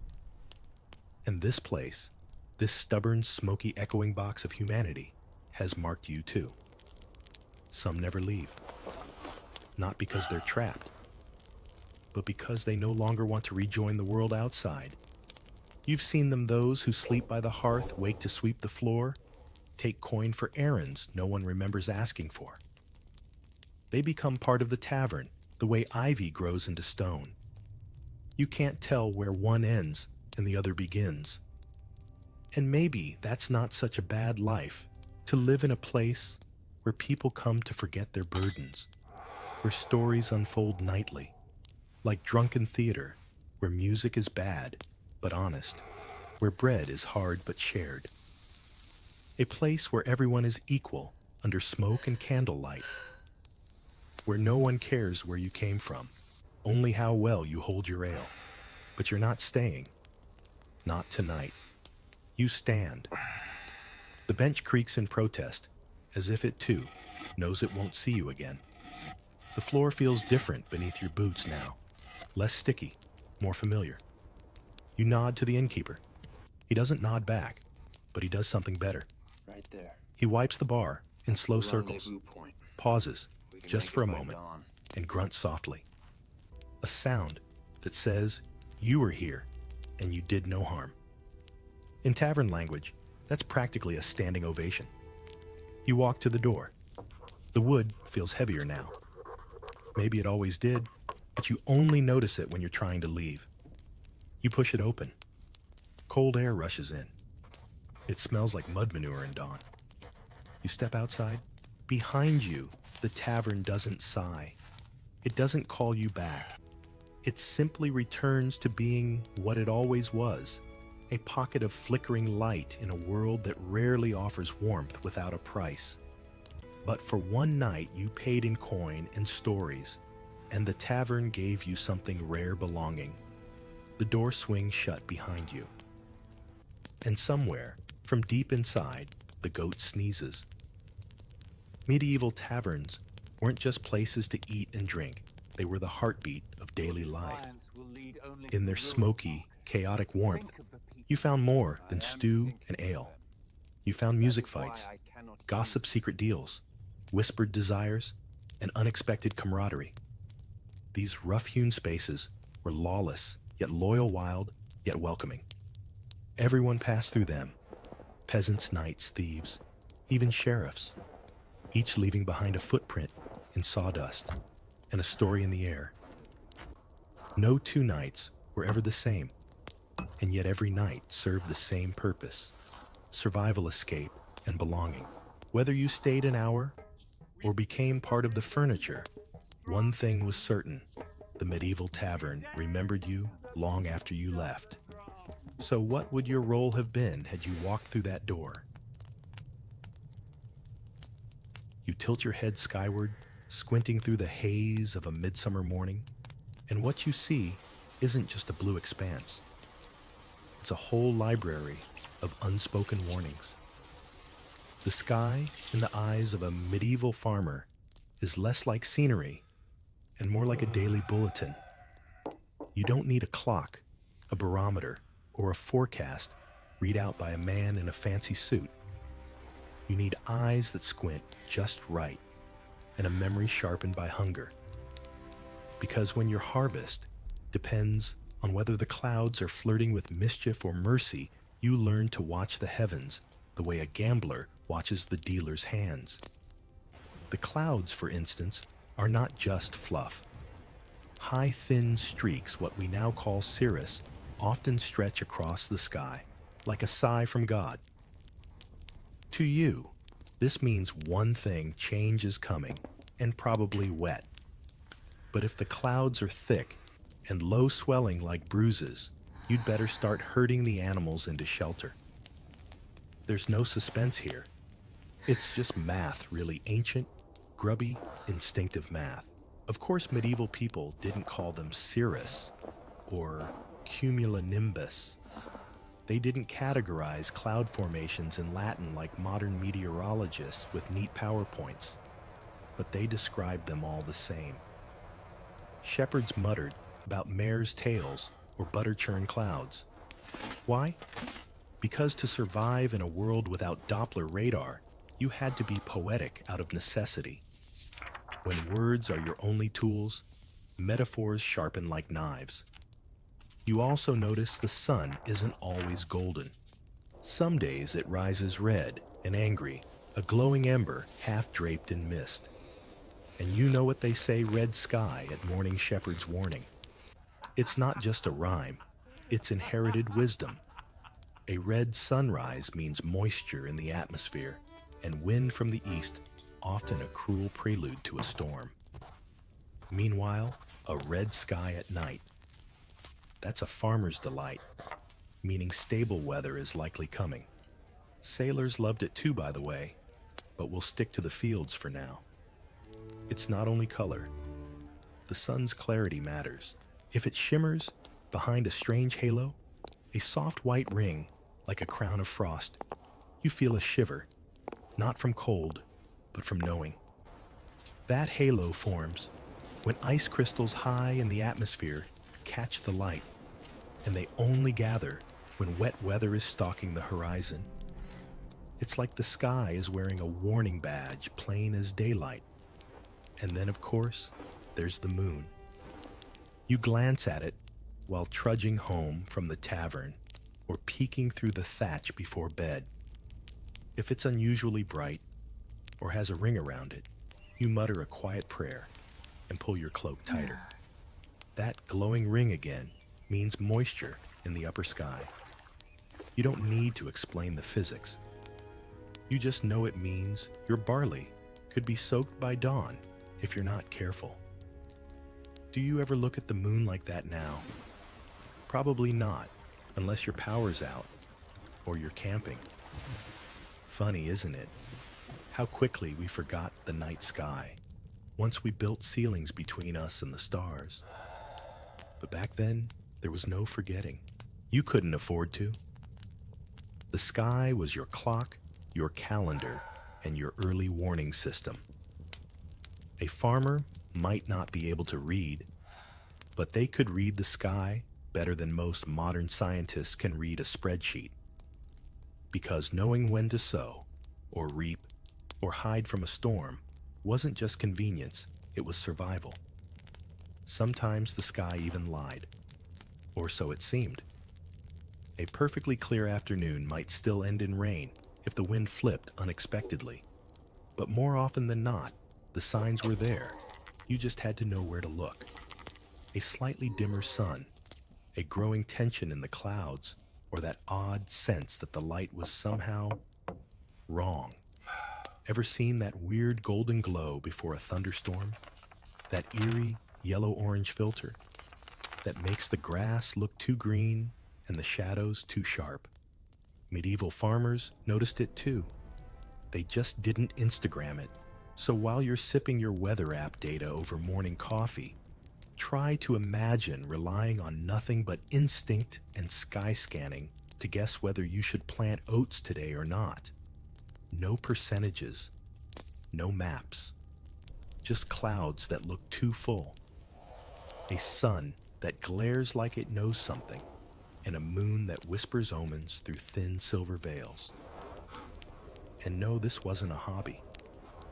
This was day-to-day decision-making, with consequences that involved actual starvation. If you guessed wrong, it wasn't just a soggy picnic. It was moldy grain, dead livestock, or a roof caved in on your drying hay. Nobody ever said surviving the Middle Ages was charming. You wipe the sweat from your brow and glance at the clouds again just in case. They haven't moved, but somehow they seem moodier. Maybe the sky is playing tricks, or maybe you finally learned how to read it. You hear them before you see them, birds flitting through hedgerows, wings rustling like impatient whispers. And suddenly they stop. Not a chirp, not a flutter. Just silence so thick it presses on your chest. That right there is your forecast. Something is coming. Something the birds don't like. You learn to trust the creatures around you, not because they explain themselves, but because they've been right more often than not. A flock of swallows swooping low across a field isn't putting on a show for your amusement. They're chasing insects that, thanks to a shift in pressure, are flying closer to the ground. Low-flying swallows mean low pressure, and low pressure means storms. To a medieval farmer, those birds are basically a feathery barometer with wings and a schedule you ignore at your own peril. Cows, on the other hand, move with the patience of monks, but even they speak in their own slow, muddy way. When cows lie down en masse, it's not because they're tired of standing, it's because the air feels heavy and their instincts whisper of rain.